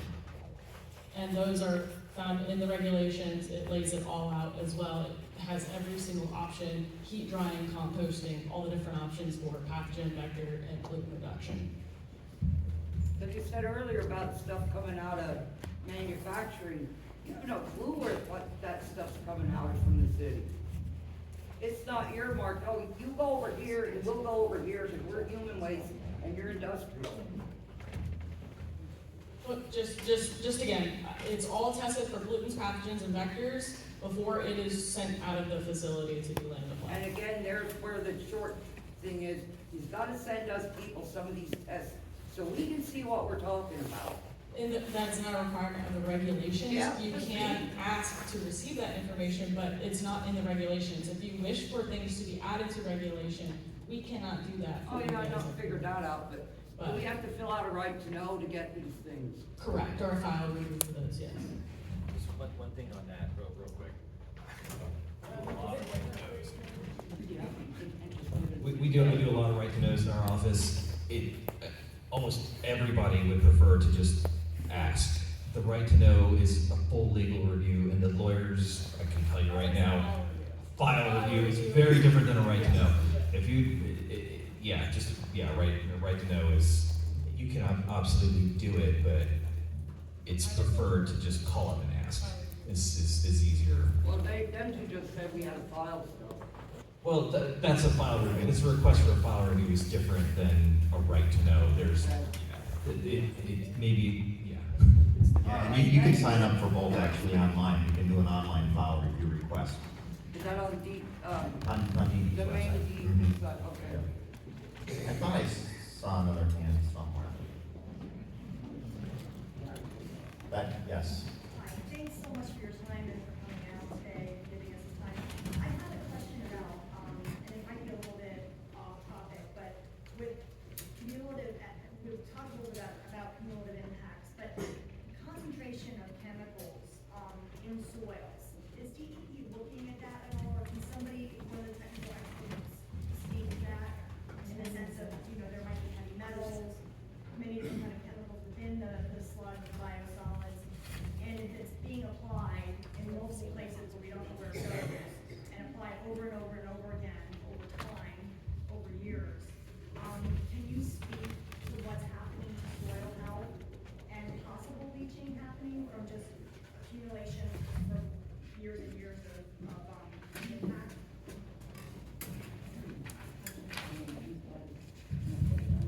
So we do have, the standards, there are threshold ceilings of what can be applied. In addition to that, there are the agronomic loading rates that are based upon what the soil needs, and that's the information that we have available to watch what is put on the ground. And then is that regulated then by the conservation districts? Can you go through that a little bit, DEP versus, So the conservation district comes into play for earth disturbance or earth moving activities. And there's really no overlap with the PAG 07 or the Class B biosolids, the PAG 08, the Class A biosolids.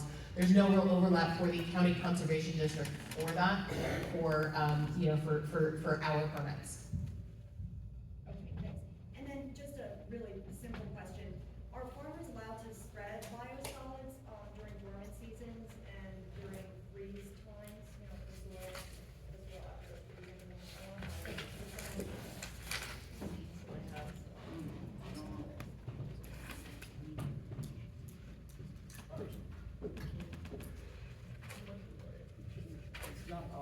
So in general, it's based on the agronomic loading rate, the time of year, and the crop that they're using or producing at that time, and it also depends on whether it is a Class A or a Class B.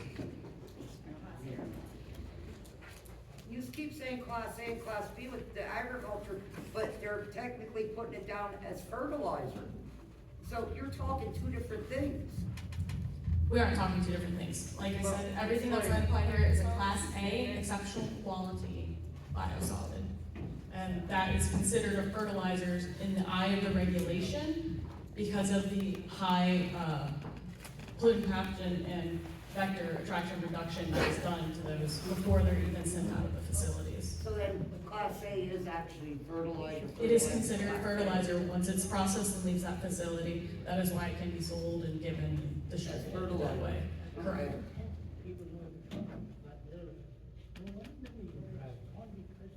Any last questions, folks? In county statement there, is there a certain acreage that they need for a permit for reclamation or mining?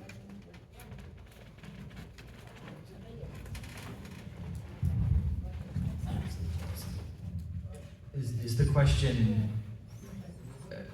maybe let me try to answer it, and If they want to reclaim 1 acre, do they need a permit for 1 acre? Because the way it is with the biosolids, you can go through 19 acres and don't need a permit. Am I correct on that?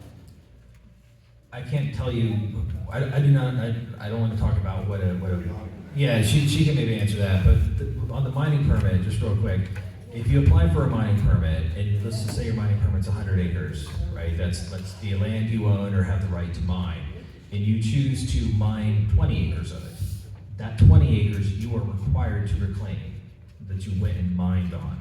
The 80 in our scenario that you didn't mine has no reclamation liability affiliated with it, so you don't need to do anything to it. But those 20 acres that I just used as an example are required to be backfilled, stabilized, graded, vegetated, and things like that. So we wouldn't give somebody a mining permit just to reclaim. Right, okay. Okay, I'm sorry, I thought you were asking about a mining permit, sorry.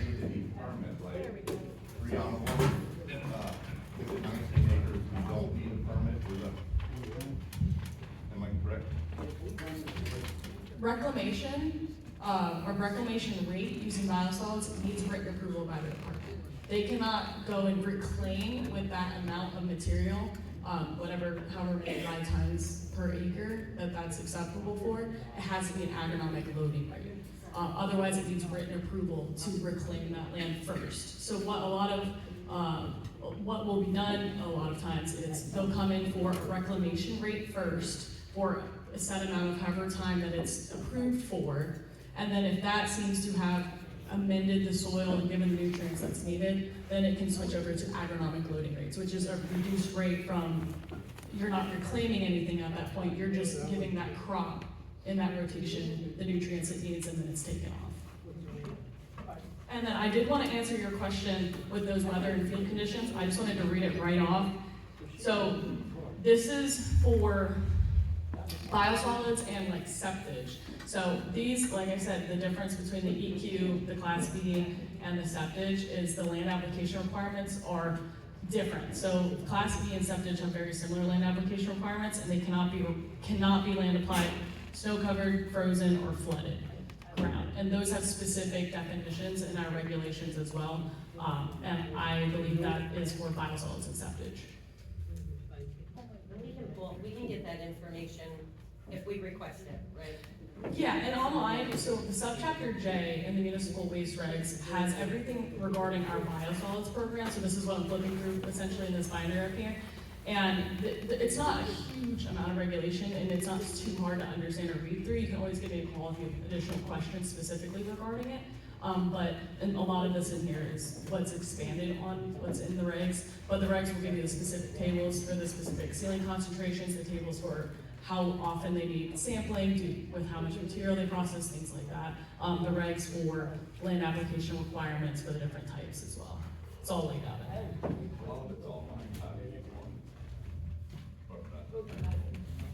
It's already PA code and bulletin, start at chapter 20, it's 25 PA code and then chapter 273 is what she says. So, because if you go to PA code and bulletin, you get every regulation and every Yeah, you can department search has. them up, but I do They're under 25. Correct, we're under 25, and I do believe that it's in our PA DEP biosolids website. I do believe that the specific regulations for them are also linked to that, and it'll like state in there what they are. And we all know how easy our website is to navigate. I think the biosolids. Is there any other questions? Oh, yeah, I'm sorry, Wendy, you're right here. You said that you're enforcing, NST to enclose their second building? So we're not at the enforcement stage yet.